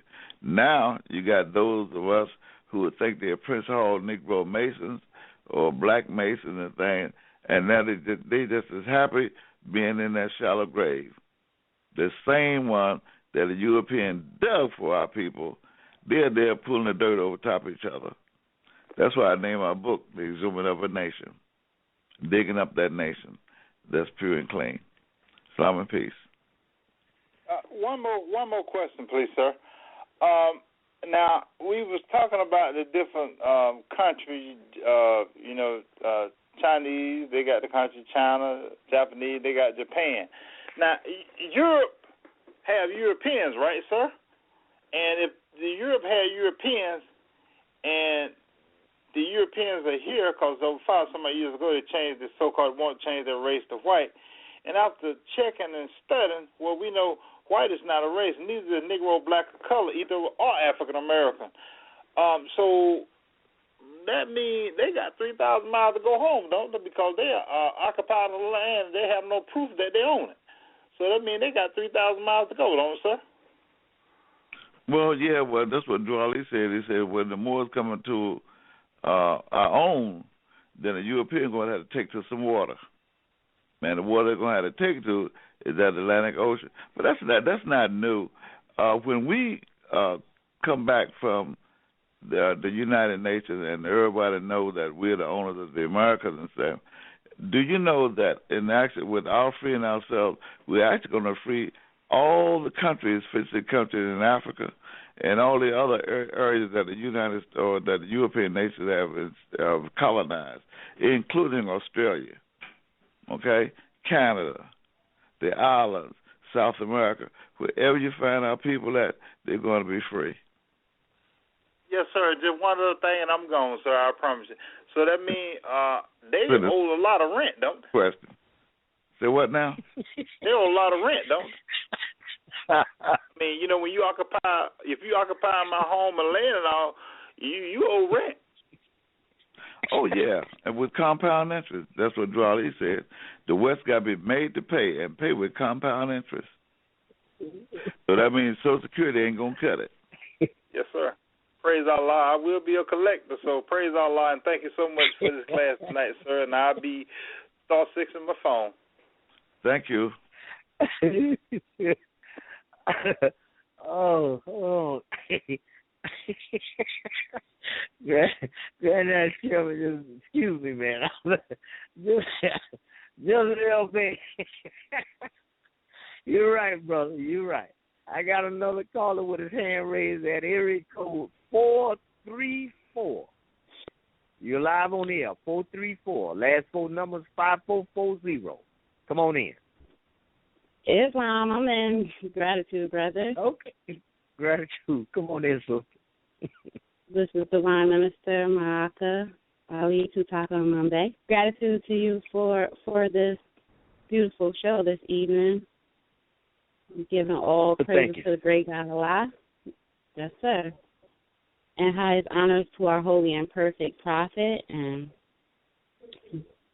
most of special gratitude to our theocratic government, Moorish American government. And gratitude to you, Grand National Chairman, because you gave a lot of healthy information. I enjoyed listening to you teach. And I have 2 questions. Well, I wanted to know if you could explain to the people more about the unfoldment that we've gone through from our prophet's general laws to his supreme laws. And also I wanted to know if you can touch on the benefit that having a government will bring to our Moorish Americans who are the leaders of organizations that might have the qualities that will be of a benefit to the government also. Okay. And getting with your first question, the unfoldment of the Prophet's general law, he said that these are your general laws. The supreme laws will be handed down to you later. Now, what he meant by that, the general laws was dealing with the organization, corporation that he had developed, known as the Moorish Science Temple. And he was talking to the members of the organization that he had set up. Now, the thing about it, you got to remember that organizations are never governments, never nations. So he let you know that although you are now organized, you still don't have any power. Okay? So these general laws are just the laws that you can function under. In other words, you can learn the basics of learning your nationality and your divine creed. But once you learn those laws, then you become conscious. Then you should have the power to free yourself. That's when the supreme laws will be introduced. Okay? The supreme laws are those laws that that you have that's going to assure your freedom and the freedom of your families, children, spouses, everything, the whole nine. Okay? There is no more turning back. There is no more looking around. And there's no more enslavement by the corporation of the United States or nobody, for that matter. Once you become free, everybody else going to want to know how in the world your soul look back and wonder, because they want to be free too. That's why the other nations, everybody's waiting on us, because the world has already taken an oath that we will never, ever be free. But see, the thing about that was them. They're on that earth level. But look at us now.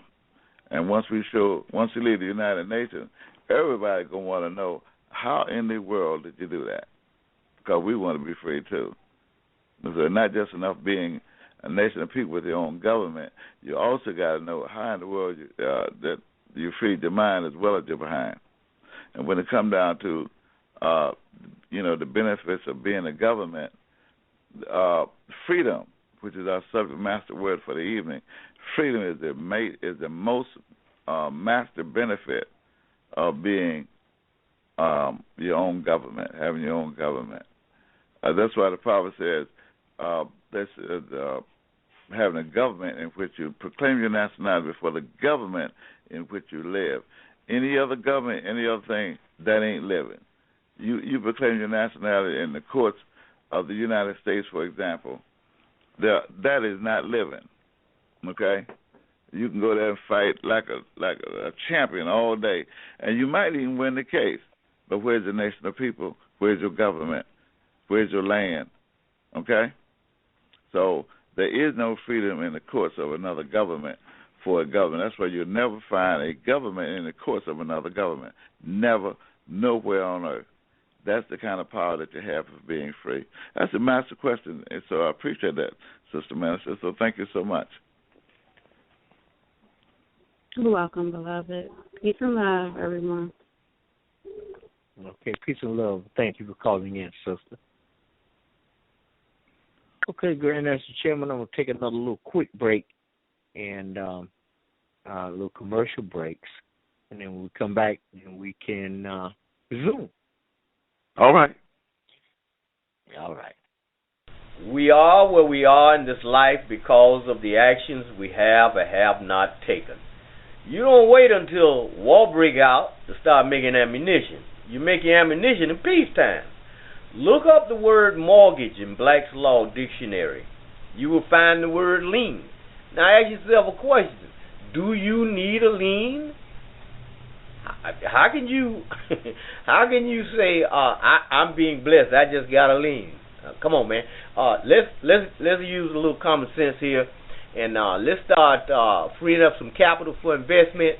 Let's examine these things. Let's get all the information on it. Go to www.newdebtelimination.com. Contact me, Tarhaka Amana Elbey, 904-303-9061 before 7 p.m. Eastern Standard Time. Let's go to work on this thing. Let's make the ammunition now.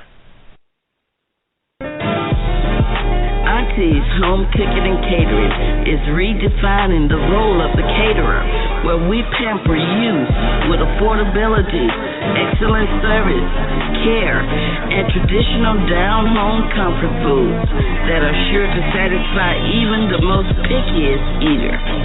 We mean business. So take a delicious journey with Auntie's and explore some or all of our great recipes handed down from generation to generation. Simply call Sharon Hunter at 972-900-1726 or visit our website at www.auntieshomecookingandcatering.com and escape the typical. Okay, Grand National Chairman, I'm back. Now, we've dealt with the nationality. We got all that down to a science, and it's been made perfectly clear here this evening. But what I want to ask you, because I've been trying to explain to people, because we have the media constantly broadcasting to us about people in a certain region in Africa calling themselves Jews. Can you shed some light on the ancient record of who are the original people that they are referring to? Because as far as I'm concerned, the people that left that region were people of African descent that classified they are called or looked at and said black. But in the 60s, all of a sudden it came back, was classified and called white. We're going to deal with that too, Caucasian. Could you help us out with that one? Okay. Now, give me the first part of that question now.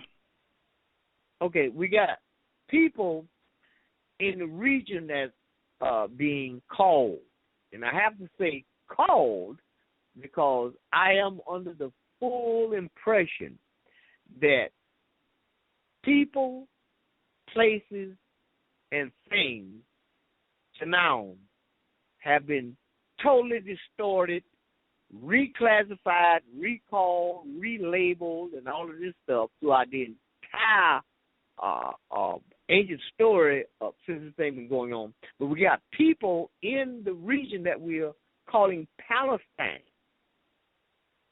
that are calling themselves Israelites and being referred to and looked at as Jews. Okay. And so I want, if you could, explain to us who are the original people and the rightful owner of the land, and what do they look like, being out in the region? Yeah. The thing about it is that the prophet warns, the ancient prophet warned about those. See, woe unto those who call themselves Jews, but are not. And a Jew was a sacred name long before the time of dealing with Rome, Caesar, and Palestine, all this kind of thing. And the reason why, because this was a name, a sacred name, similar to the name Muslim, one who knows the path for getting back to himself as God. But then again, you had that Western Northern intervention, and it came out a whole nother thing. Today, you couldn't find a Jew right now if you kiss him in the mouth. There's a few left in East Africa. They're so few and in between that don't nobody hear them. Okay, and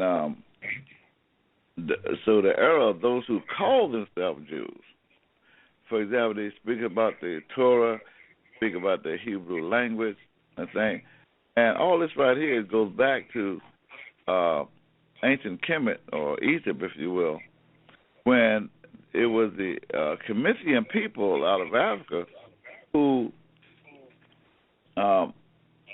developed, who called them slaves. They're slaves, instead of calling them Negro, black, and color like they do today, they were called Hebrews. This was the slave name, the name given to the Comitian slaves. It was once they overpowered them and put them in slaves, call them Hebrews.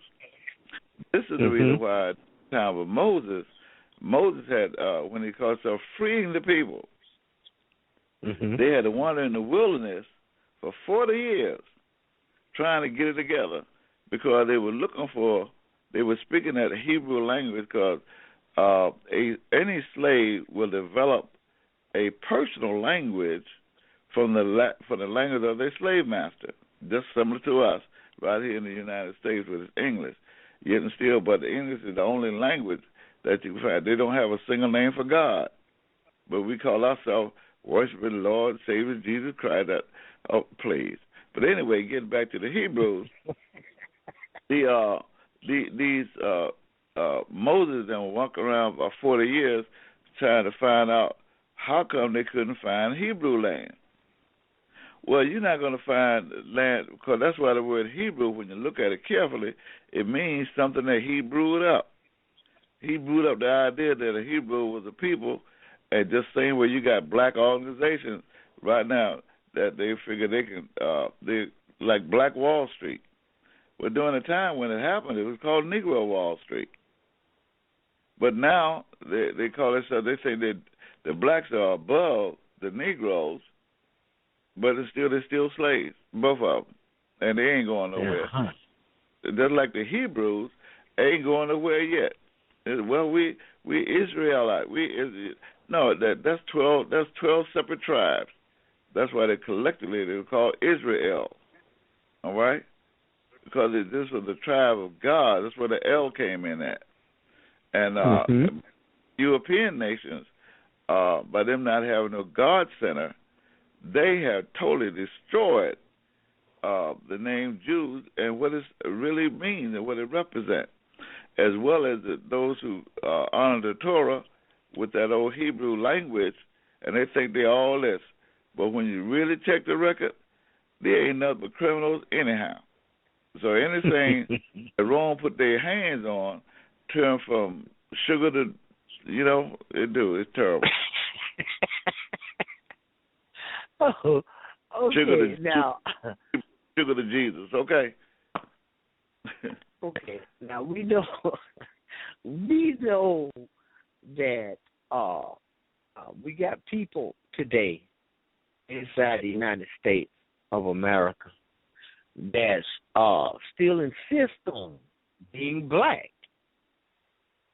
What type of encouragement or what words do you have to say for them who insist on thinking that because of the lifestyle they live, the cars they drive, the so-called money they bring, we know ain't none of that, and the land that they think they own and all of that there, what do you think would be the most important message that you can deliver to them so that we can attempt to exhume particular body? Well, the most important message right now, as we was illustrating and demonstrating on your class early on, is the fact that, look, if whatever you've been doing, whatever you've been thinking, whatever you've been trying, and whatever you've been participating in, whatever God you've been serving, if all these things, if it hasn't freed us as a people, let it go. Come on and join your government, and that way your name will be right there in the mix when we get back to the UN, because we have to claim a census, a head count of all our people. We can account for those that's on lockdown, and you got 4.6 million of us that's in the various penitentiary system. You're not making money. Well, the United States making money off of crime, okay, and off of their property. But not one of our people are locked up judiciously anywhere in the country, so we can set them free as soon as we get back from the UN. Of course, we're not going to do it that way. We're going to free the minds first, then we get that part. But one of the worst things you can do is to let a bunch of criminal-minded people on the street and let them think they can do whatever they want to do. No. We've got an intention to take them through and everything. But the point being is this. When they look out for the balance of our people to hold for them being themselves, then we're the ones that are held accountable for that. That's on our shoulders. We've got to do it. And we're ready. We're at the United Nations, and I'll be opening up a long line, a wide open door. In fact, we got some things to send out to the Zulu Moors, and anyone that wants to get these messages and these lessons, then you can feel free to email me to these 4 words, exhuming of a nation at hotmail.com. Exhuming, like digging up a body, EXHUMING, exhuming of a nation at hotmail.com. And once you do that, then just remind me that you was on the broadcast here tonight, and for me to send you the lessons of freedom, and I'll be glad to do so. So that's where we're at right now, Mo. Okay. All right. Well, I'm going to give out the conference call information one more time if you hold on a minute. We are our special guest this evening, for those of you who are out there listening in the audience, we're dealing with the Grand Chairman of the Moorish American Government, Dr. Akhenaten Pert M. Heru, Tutankhamun Base, with Angel, #1 author of the book, the Book of Ali, as well as Noble Drew Ali, The Exhuming of a Nation. The way to dial into the broadcast is 712-775-7036. The access code 300471, and you press the pound key. One more time, that's 712-775-7035. Access code 300471 and pound. If you want to deal with the playback number, if you go into a conference call and you want to re-listen to the broadcast, you can dial in 712-775 and 7039. That's 712-775-7039. Now, Grand National Chairman, for those people who would like to, if they dial into a conference call and they want to go back to the number 712-775-7039, if they want to do that on the internet, how will they? What would they have to do with that to get back there? Are you with me? Nevertheless, can you hear me? Yeah. Can you hear me? Yeah, I hear you now. Yeah. Okay. Yeah, what we're saying is that comes down to the playback on the conference call. We don't have it listed on the yes it do too. Yes it does. But you still can. The best way to do that is to get on our email master list, because we have every class, every program that we have daily, and we'll send you the website, the information to your email every day. That's how you can go and listen to the playbacks. Okay. All right. Fantastic. All right. Well, now we're down to 52 minutes into the broadcast. So if there's anybody else that have a question or comment, the number to dial in is 310-982-4184. 310-982-4184. And all you got to do is just follow the prompts on the phone. Just press 1. That will let me know that you have a question or comment for our guests. If you have a comment for me, we'll open up the phone lines so you can be ask your question or state your business. And keep in mind that this is going out all over the United States, all over the world. And after this broadcast is over, we'll go out and send out what we have done this evening, so you'll be heard everywhere. People down in China, they'll translate it, they'll listen to it. Probably won't like what we're talking about, but nevertheless, they hear what you got to say. They hear what you got to say. Okay, now, Grand Master Chairman, I have another question for you. The spiritual aspect of what we're discussing here this evening, what is the impact of that? How can, because I know my people, they want to profit, they want to gain, they want to benefit. There's nothing wrong with that. What do we stand to gain as people classified as black in America by dialing to your conference call and gaining this information, in your opinion? What will you gain by having that kind of power? Well, from a spiritual aspect, the one thing you have, that's why our master word for the night is freedom. Okay? And from a spiritual aspect, before you can become anything spiritual, you've got to become conscious, knowledgeable of who you are first. Otherwise than that, you'll serve any God to come by. Man, God today, tomorrow, not God. You serve anything, okay? And to make it look so sickening, you can look at people of Saudi Arabia who had thousands of gods that they were serving. I think collectively they had about 360 of them at what is now known as the Kaaba, prior to the advent of Muhammad.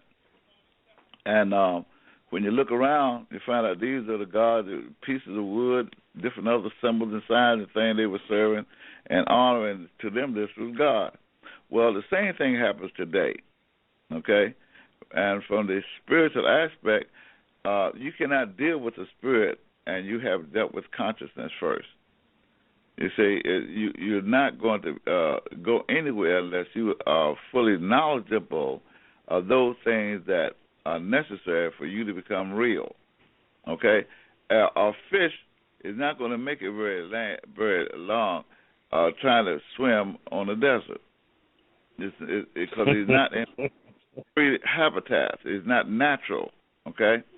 Like so, when it comes down to our people, knowing who made them, that they came forth from the very heart of God. Once they get their lessons together and they claim themselves together and for who they really are, then they'll be free as God. And you can't take that from them. That's another benefit of being free. Can't nobody take it from you. In order for it to be successful here in slavery here in the West, they had to put it on the babies, had to give it to the little ones, take the baby from their parents and mothers at an infant age, and they never knew who their parents were. Didn't have a clue. Okay? And there were no hand-me-downs or nothing like that. That went on for almost 2 centuries. And then later they began to let them tie the knot and jump the broom and things. But by this time, you had so many generations of people who thought they knew But at the same time, they had the Bible in one hand and the cross in the other. And you call that free. So that just killed the so-called spiritual aspect of everything. That's like when we say, don't let religion fool you. Okay, don't do that, because if you mess around and get the wrong attitude about religion today, then you will turn against your own self and your people. Well, you know what? One of the most amazing things that I've seen and studied and understood is, why would Creator and what he's doing is actually not brand new. He's been doing the same thing over and over and over. It seems that every time his people, regardless of what nation they are, get in trouble, and in serious trouble, he will always raise up somebody and have them born among the same people that need to be saved. And the only people that have a problem with that is the people that put it in to be saved. In my opinion, how long is it going to take us to understand the basic mechanics of the same thing that they've been doing over and over and over and over and over? And let me explain to you what I mean by that. Because I noticed I studied the ancient African records, and I noticed that there were kings that come along, and it said this king done evil, and he was destroyed, and he lived X amount of years. Then another king came along, and he done evil, and he's such thing destroyed. But then here comes one that said it done righteous. Then we have peace and tranquility and all that, and he lived to be X amount of years and stuff in this nation. And he destroyed this, that, and the other. He destroyed all of the nations. However, he did not destroy this one little pocket of nations over here.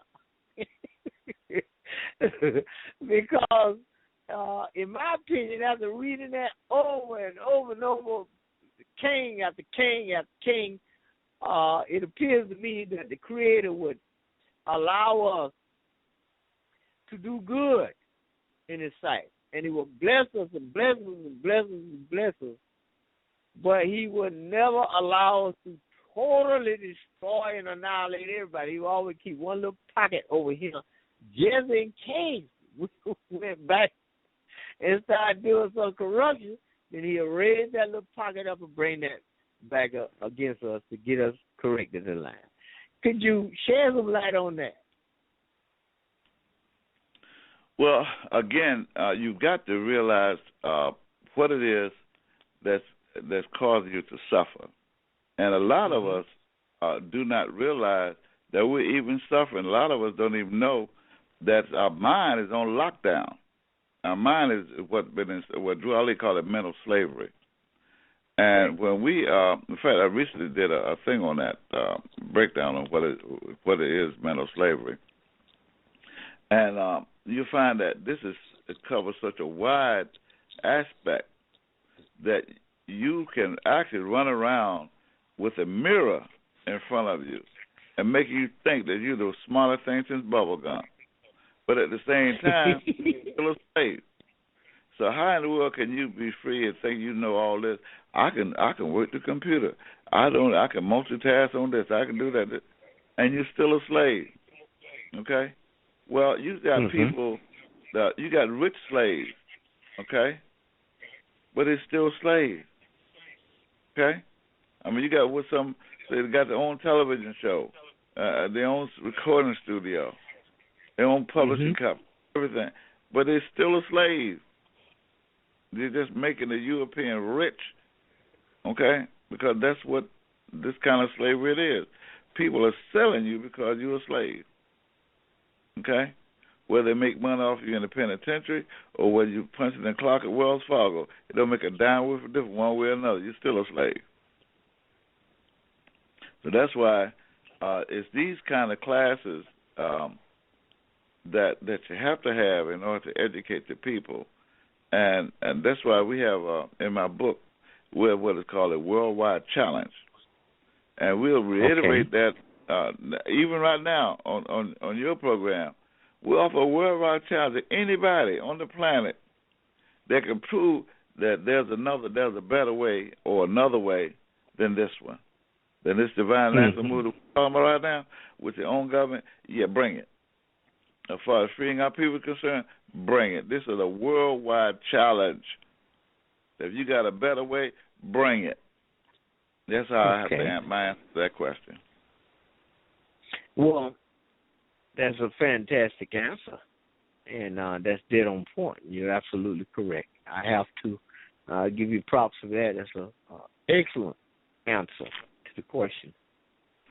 Now, the Prophet Noble Drew Ali, because I think what happens is a lot of people get they don't know the mechanics of spiritualism and religion and this kind of stuff, and they don't get down and they don't do any research, and they so we're faced with this on a daily basis.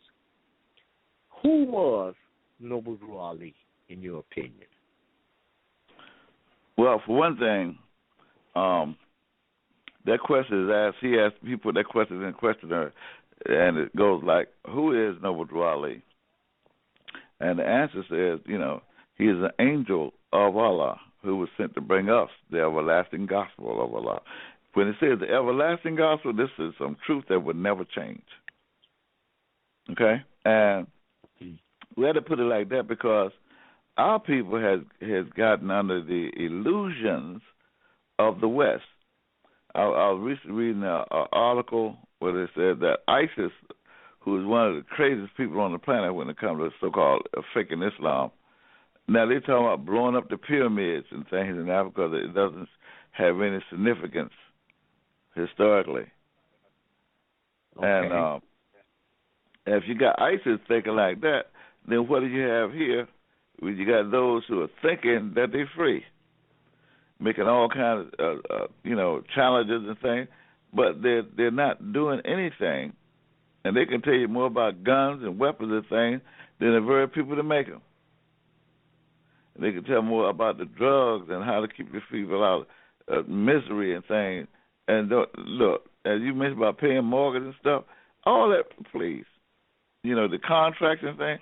And this is all what happens to you when you are not free. You've got to ask yourself time and time and time again.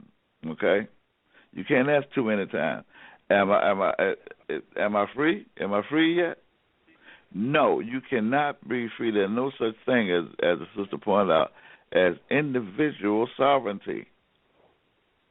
No man or woman is out there by themselves talking, "I'm sovereign, I'm indigenous.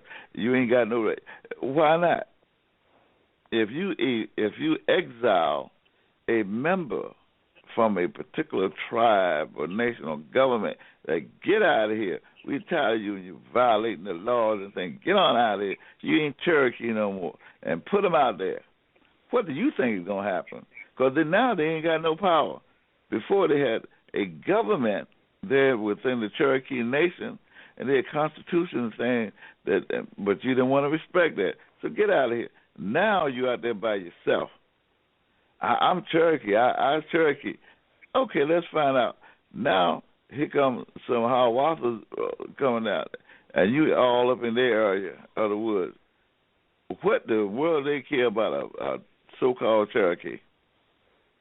And you all up in their land, in their territory, and with what? You ain't got no power, ain't even got a tomahawk.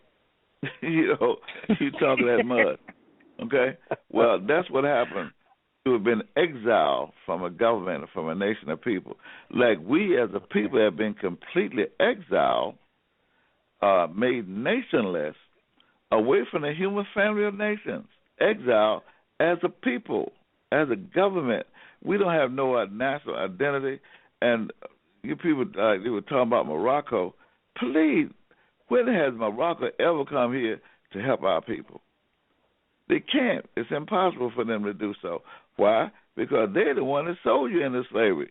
How are they going to come back and what they going to tell you? Look, home, we all right. I'm sorry about that. Let's go ahead and get this thing here done. I wish a Moroccan would. Okay. Well, I watched the television broadcast. Well, I didn't watch it, but somebody told me about it. They said they had these people on there, and from Morocco, they were doing a documentary on Morocco, and the over there, it's like across the board, all the way across the nation, the woman, she's not to drive. She doesn't have an opinion. She is supposed to do all the work, and the men, it's unheard of for them to be seen going out doing the work. It's the women that's supposed to do that. Then they have pockets of women on kind of like on plantations who don't have no man, and they was just like waiting on somebody to save them and all of this kind of stuff. And it is an amazing scenario. I went on the YouTube on the internet and see if I could find something about it. And basically on what I seen was, in my opinion, is quite extraordinary. But I see that we have people of African descent inside the United States talking about Morocco. And I'm trying to figure out how could that be? But anyway, in your opinion, how has the religion of Christianity impacted the movement of Noble Drew Ali from its inception? Well, Christianity has served its purpose. As Drew Ali said in one of his chapters, the foundation of Christianity began in Rome. That is not the origin of a religious stream that came out of Africa. If you want to trace down the people of India or the people of China, Japan, any part of Asia, as far as their religious tenets are concerned, you can trace all the way back to Africa, okay? But you cannot trace Christianity to Africa. And the reason why, because Christianity was a political thing. It was the Roman government. It was the meeting of the Senate. Okay, and when they did that, then they called it. This committee whenever they got together, and this is a part of the order, which later became the Roman Catholic order. And as a result of that, you had the people that defected from there and they became Protestants, Protestants. And then you find out there was a whole lot of people that believed in the baptism, but they didn't like the way the Protestant was doing it. And so what happened, Christianity was developed and it sprung away from the Roman Catholic order. That's it. You go to a prison, any prison right now in the country, and you got everybody that's under Christianity, that no matter how many churches and groups they are, is over here, and the Roman Catholic Church is there by itself. They still don't want to have nothing to do with them. So when it comes to us as a people, we were raised up off the slave master religion, which is Christianity, and which he's enabled to do whatever he wants to do under these tenets. And it's very, very bad because when you look around, that English language, like as I stated earlier, you can't even find a name for the great God nowhere in the English language. They don't have a name. Jesus is about how high as it's going to go. And that's so fictitious. The J didn't come around to the 15th century. So that's not everything is pyramid. And who in the world would serve a God that you can nail on the cross anyway? You're going to tell me that you done killed God, put him in a tomb, and then you want me to serve the God. I don't know nobody going to come back from a killing and do nothing. That's amazing. One of the most amazing piece of works that I've seen, which is totally minus of an ancient story. Any scientific evidence any archaeological evidence, any anthropological evidence, any type of scientific evidence at all. But yet, we have people who you cannot even hold a conversation with and who refuse to hold a conversation with you if you remotely mention leaving Jesus out of them. That's amazing. What do you think about the word God and the God concept? Well, there's a couple of ways of looking at that. If you turn the letters around, it's spelled dog. So,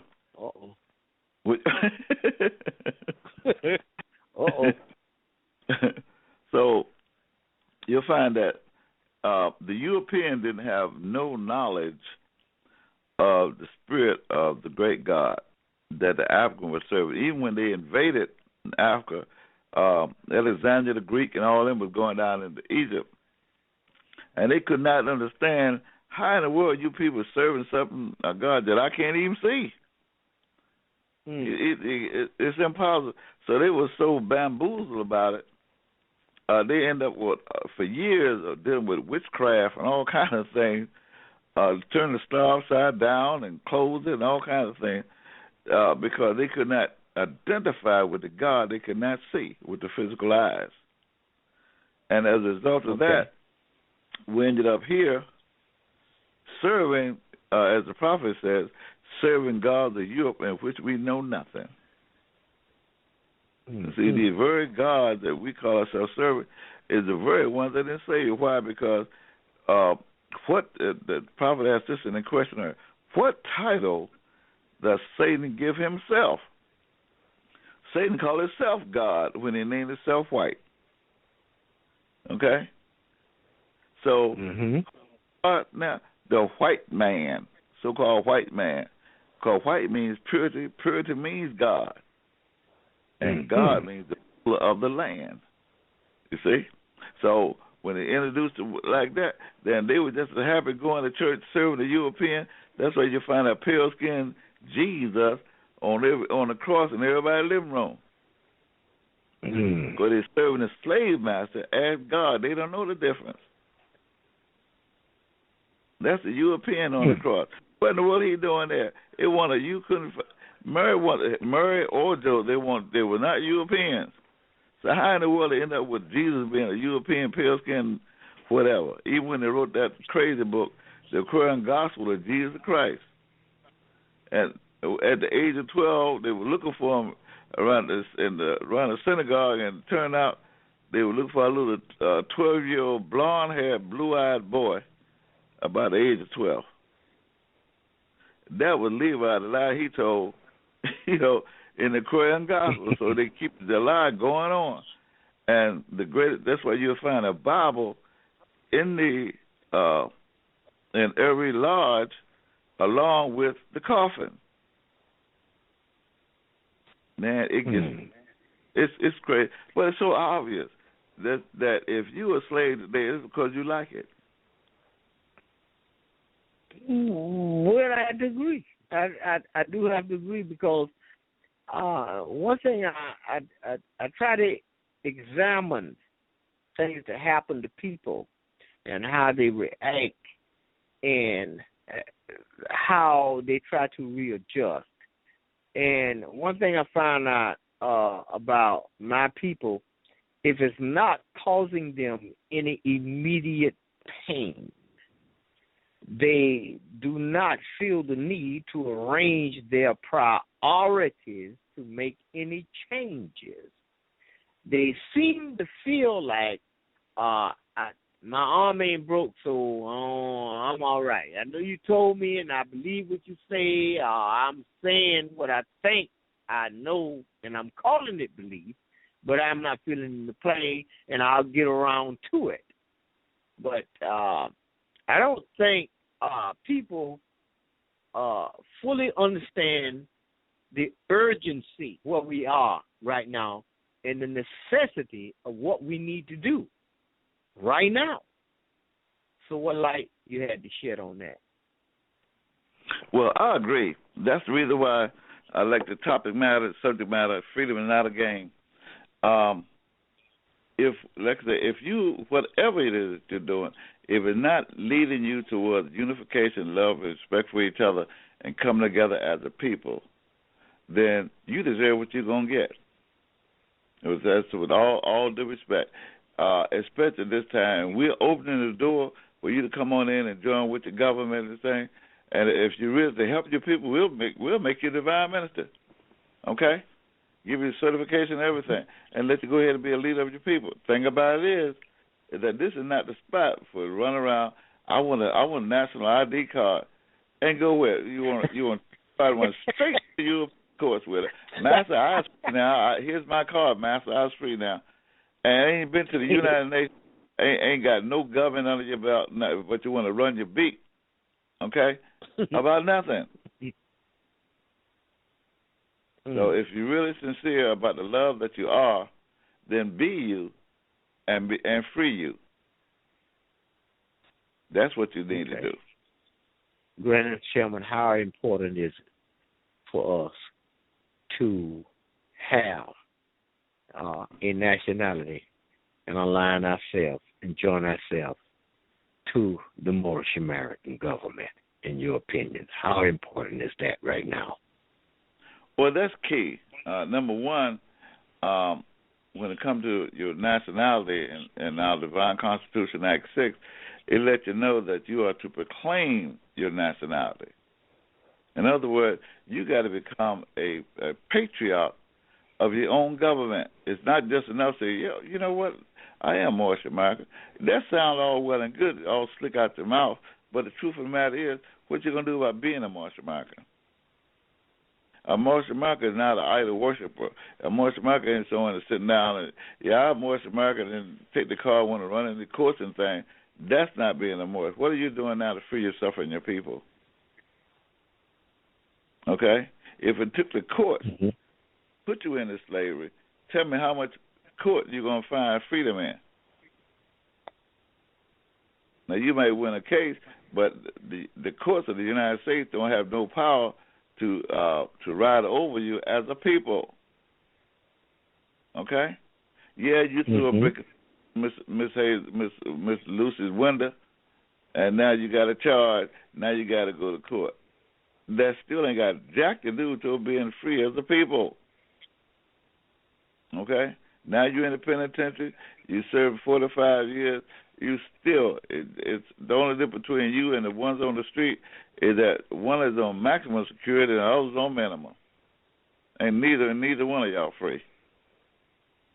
That's why the Tarhaka El Bay got these classes going on so that we can teach our people the truth about themselves. So once you get the truth, you learn how to free yourself. Come on home and get the job done. Well, I believe that 100%. And we have quite a few people that are contacting me about the Moorish government stuff, and I always direct them the same way and take time to give them the access information and stuff.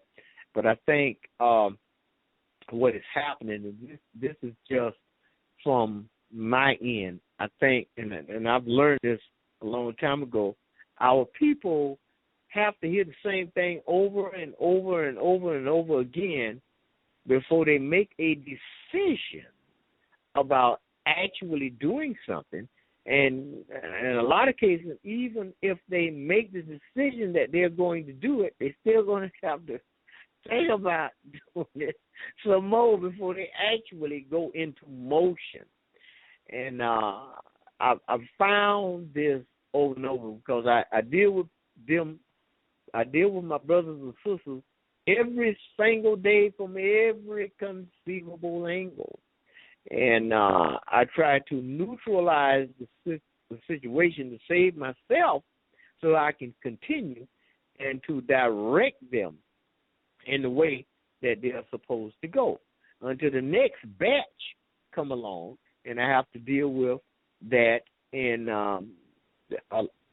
a lot of them, they tell me, well, I talked to you last week. You probably don't remember who I am. I say, sister, or brother, I'm not good with names, but remind me one more time, because I deal with people every day, and I don't use my mind as a warehouse for thought, and I don't have a massive thing to collect people that I should know about what happened 3 weeks ago.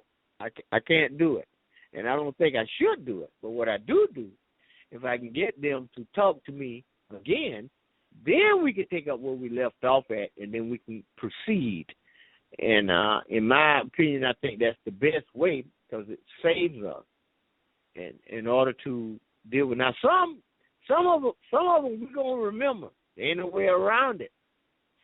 And there is no way around it. We're gonna remember them, some of them, but it doesn't help us to do the job for the masses to continue to waste any time with trying to get them to understand the simplicity of what they need to do and how they need to get through what we're trying to help them get through. But now today, and just like the prophet says, we're in a new era of time now. My question to you is, could you describe for us the importance of the Moorish government? Oh yeah. Well, you know, the history of the divine constitution, it means just that. We let you know what form of government that we have. We have what is known as theocratic government, a theocracy. Okay, we have a lot of Moors over the country now that we are a republic. Well, anybody that says that they're a republic do not know that the first time and the last time they heard that word, it said, "And to the republic for which we stand." Okay, you can't call that home. All right. So again, the master word for tonight is freedom. Okay, we have to take on the responsibility of freeing ourselves and our people, our children, under our own laws. We got marriage laws, laws of the home, everything. Okay. Even being a husband, we teach how to be a husband, teach her how to be a wife. He was in communication with brother a little earlier. He's concerned with his wife coming in and be a part and parcel of his research and investigation, so they can both have their understanding about what's really going on. Well, that's not the way some of the most hard-headed people you want to deal with here in the West, those that was in love with the West. They're not trying to be free, but to go to church and then go to church and have a fight, then to look at you and be at peace. Okay, so when that happens, you got to take into consideration that when this is going to hit, like the prophet said, that it's going to be as short as the breakfast right. By the time you finish breakfast, it's all over. Okay, so what's going to happen is, once you go to the UN in a short, and I was there, so I know what I'm talking about. And once we are acknowledged as a nation of people, means that we are the landowners of the Americas. Okay? Once this is officially established, then someone has got to. I'll ask the question to everybody that's on the call right now. What will the slave master do when there are no more slaves? Oh, did I say that? In other words, what will the United States do and there ain't no more Negro, color, and black people? What the States are going to do when they don't have no more business, okay? And do you know, being a corporation, the treaties that the United States have don't even count. Corporations can't have national treaties. But I hear more all the time, we got a treaty with the United States. Yeah, 1786 treaty. But slaves don't have no treaty. That slave was for you, not it was about you, not for you. That treaty, Morocco said, look, basically it's a commercial. It's a treaty about trade and commerce. They made an agreement with Morocco. Look, Morocco said, look, You just buy as many of them as I can catch and sell to you. You ready for that? And they would catch so many. Even a pope was getting 25 cents off of every dollar at the Vatican for every African slave every African that was put in slavery. So the answer directly to our people is that you have got to make a stand and stop playing games with your freedom. Okay? And I'll tell anybody that. The Empress, before she died, the same thing. Not that she didn't know, she knew better. I was right there with her. She knew better. But it comes down to Tarhaka. He been in my home, been in my office many times. He knows better. But C.M. Bay, his great leader, was a 32nd degree Mason that wrote the book The Clock of Destiny. And they got a Zodiac Constitution. Ain't never free nobody. One living hind part, okay? Because Masonry cannot free you. Masonry is designed to keep you enslaved, all right? So you have to ask yourself the question, is it possible that I could be a free man and be just like George Washington too? No. Been there, done that, okay? So when it comes down to the principles of our Constitution, you have to look at our laws for which they stand. That is the divine Constitution to deal with a pure and clean nation of people. In order to be the pure and clean, you've got to get rid of some things that cause you to be dirty, cause you to be a slave in the first place. Okay? Old stinking slave ain't got no in a clean government of any kind. That's you had the slave cabin and you got the house that Miss Daisy and them was living in. Okay?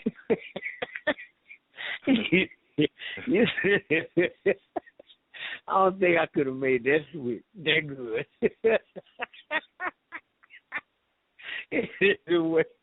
Anyway, you know what, brother, I've been out to Virginia.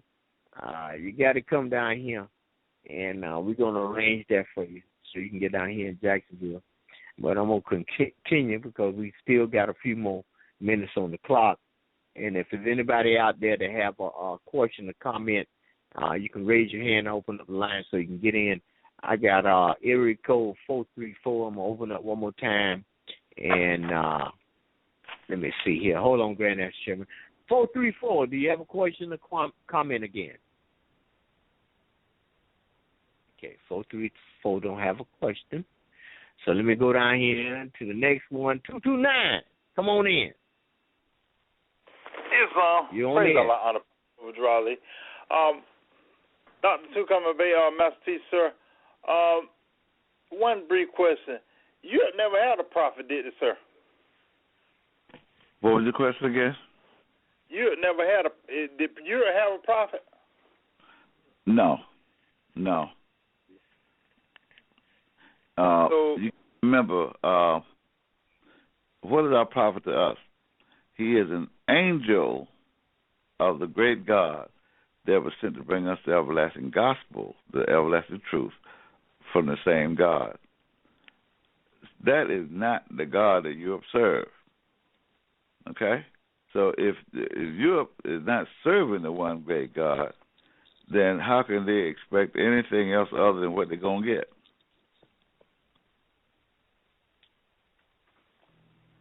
Praise Allah. So they've been lying all along. That's correct? Yeah. Why do you think they gave themselves the title of God? Mm-hmm. That's a lie. Right. I'm sorry, say again, sir? That's a lie right there. That's true. So, praise Allah. Under the Prophet Noble Ali for you, sir, and we keep doing what we're doing. Listen to our prophet and stay on the train. We're going to see it is what it is, sir. It's the prophet. Islam and peace. Oh, Islam and peace. Along that line, we have completed a breakdown on the history and the mission of Noble Drew Ali, and it's called the 7 Adept degrees. And in each adept degree, for the 1st, 2nd, 3rd, 4th, 5th, 6th, and 7th adept degree, we show you exactly for the entire Noble Drew Ali left the state of North Carolina and found himself in Egypt. He was there in the East for 10 years. And then he went to the holy city of Mecca. And just to give you an idea, you tell me what would happen today if some Asiatic from wherever, or anybody for that matter, go to the holy city of Mecca and tell about he's the prophet of Allah. What do you think going to happen to him? They probably won't kill him, man, right? They're going to take his head clean off. And they're going to say, Allah Akbar, that's the last thing he's going to hear. Okay? So, when the prophet went through there, he spent almost a year with Ibn Saud. They named Saudi Arabia after him and his family. Okay? And he spent almost a year there with him in the holy city of Mecca, where he got the title El Hajj for making the mission. Okay? The mission there at the Kaaba. And Sharif, all this explained where he got the name El Hajj Sharif Abdul Ali from, and also when he went into India, where the prophet got his attire on. Okay, the sherwani that he has on, the coat-like thing, the thing we thought was a turban, but it's not. The prophet sit down with a color picture. Anyway, all this is explained in the 7 Adab degrees, where you're able to trace yourself through the Quran and walk in the very footsteps that Prophet Noble Drew Ali walked through. Okay? Yes, sir. And these lessons cannot be acquired anywhere else except here. We're the ones, the number one defenders of Noble Drew Ali, and we got the record. Okay? But we'll be glad to send you copies of it to your email address. All you got to do is email us to exhumanoffanation@hotmail.com and request the adab lesson, and we'll be glad to send them to you.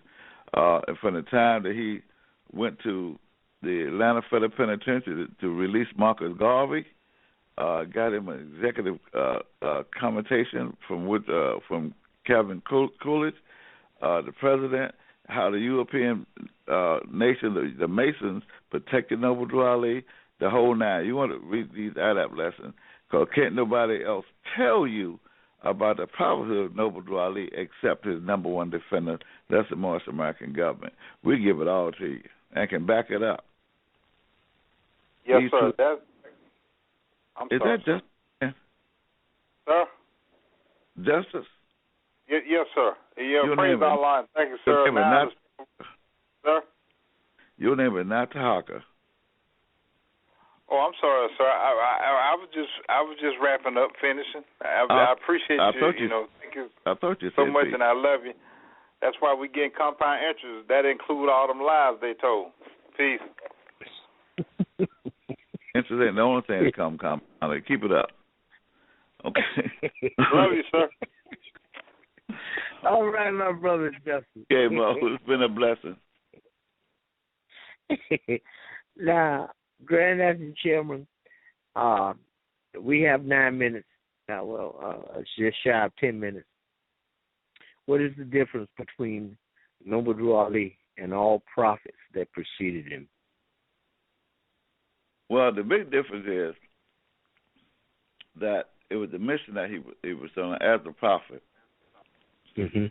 Ali said he come 5 times greater than the prophet before him. And the reason why, because we as a people had undergone a system of slavery that was 5 times worse than any other nation that ever suffered slavery. You got to remember, slavery has always been a divine issue. That's the great God we have punished his children nation for being disobedient. But Noble Drew Ali had to come 5 times greater because we were buried 5 times. We were so deeply buried. Do you know, right now, if it wasn't for this conference call, they'd still be dead. That's how bad it is. So, Tarhaka, you're doing a tremendous job, Brother Minister, and thank you so much, because without these right here, they would not know who the teacher was, and the student is ready now. The prophet said we'd come into our own around the year 2000, and that when 7 bridges cross in the sky, we would come into our own, and that's about now. Okay. Well, we're going to the UN this spring. And, oh yeah. I think this time, I think we're going to go in and do what need to be done. And I think it's time for the change now, because based on what I'm looking at in America, it's time now for us to do what we have to do. And I'd like to encourage everybody to listen to the broadcast to support your government. And anything that we're trying to do, we need to support it physically, morally, spiritually, phone calls, and financially, because it appears to me that we have this thing in our brain, I don't know what it is, that we should finance everything and other than something that belongs to us. And we got to get away from that. So I'd like to encourage everybody that's listening to the broadcast to do that.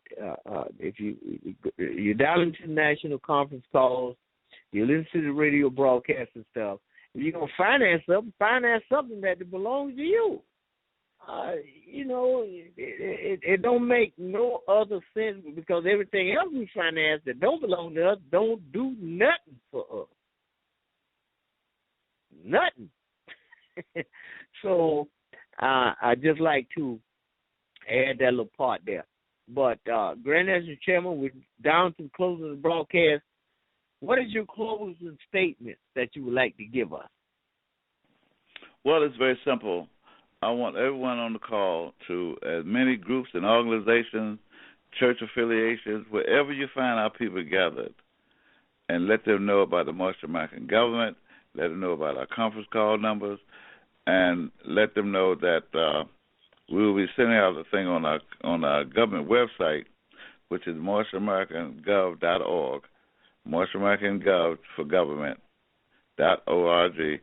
And we'll be setting up a particular site there so that we're asking everyone to come on board. That don't mean you got to come in and say, yeah, I want to be the most. No. All we want to know is that, do you want to be free? Because we're going to the UN. We're going to represent you whether you want to be free or not. The thing about it is that at least you have an opportunity to direct the law enforcement agencies under the Obama administration, so they won't be taking you yes to the concentration camps.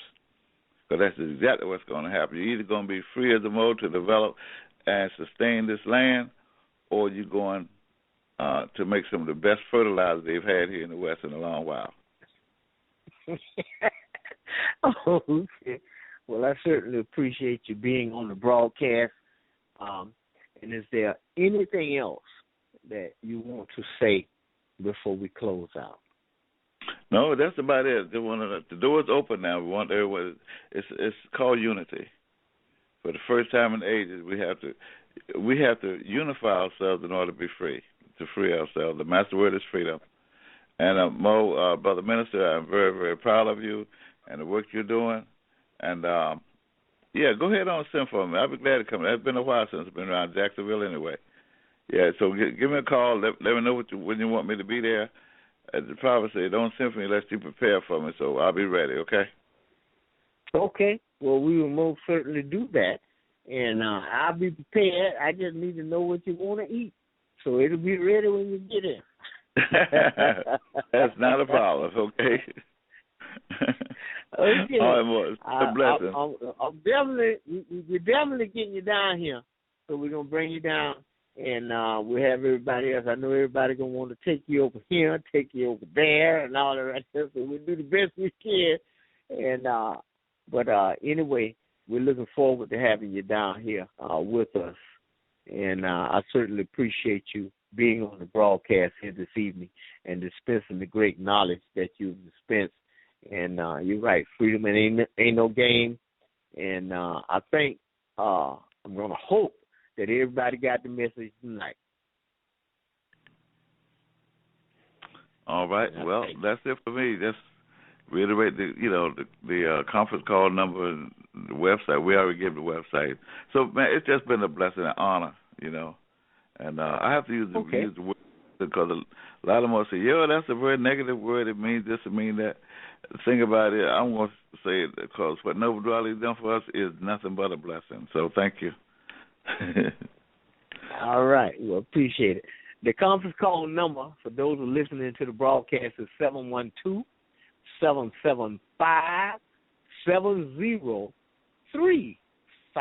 712-775-7035. And keep in mind, you can always go back and listen to this and get it again. The access code is 300-471-pound. That's 300-471-pound. Grandmaster Chairman, good night, and you all have a nice day. The conference calls are held 7 days a week at 7 p.m. Eastern Standard Time. I've been your host, Tarhaka Monreal Bay, and you all have a good evening. Good night, Grandmaster Chairman. Salam and peace. Peace. Whoa, whoa, whoa, whoa, Mr. Easy. It goes for now. All up Point and Chico. It goes for now. Real bad man that take holiday. From a war thing already be that any day. If you answer that think you woulda get away. If a war thing bring it on. Now I'm bring a friend from my enemy. If I sit on myself with another remedy. If a war thing bring it on. In a city no petty you must got it back. Make sure you watch your back and know for counter rock attack them up and know now. What a peace lock. Time for the bullet blow man I go release the come on a warrior. I'm like pro. You want just the flow for your master grow up. Tell me what you want know you're brown and let them try take your crown. Make a boy like mess, boy like snow. I better know. Real bad man that take holiday. From a war thing already be that any day. Pick up answer that think you woulda get away. If a war thing bring it on. Now I'm big my friend from my enemy. If I spit on myself with another remedy. I've been near for a shelter and lay away.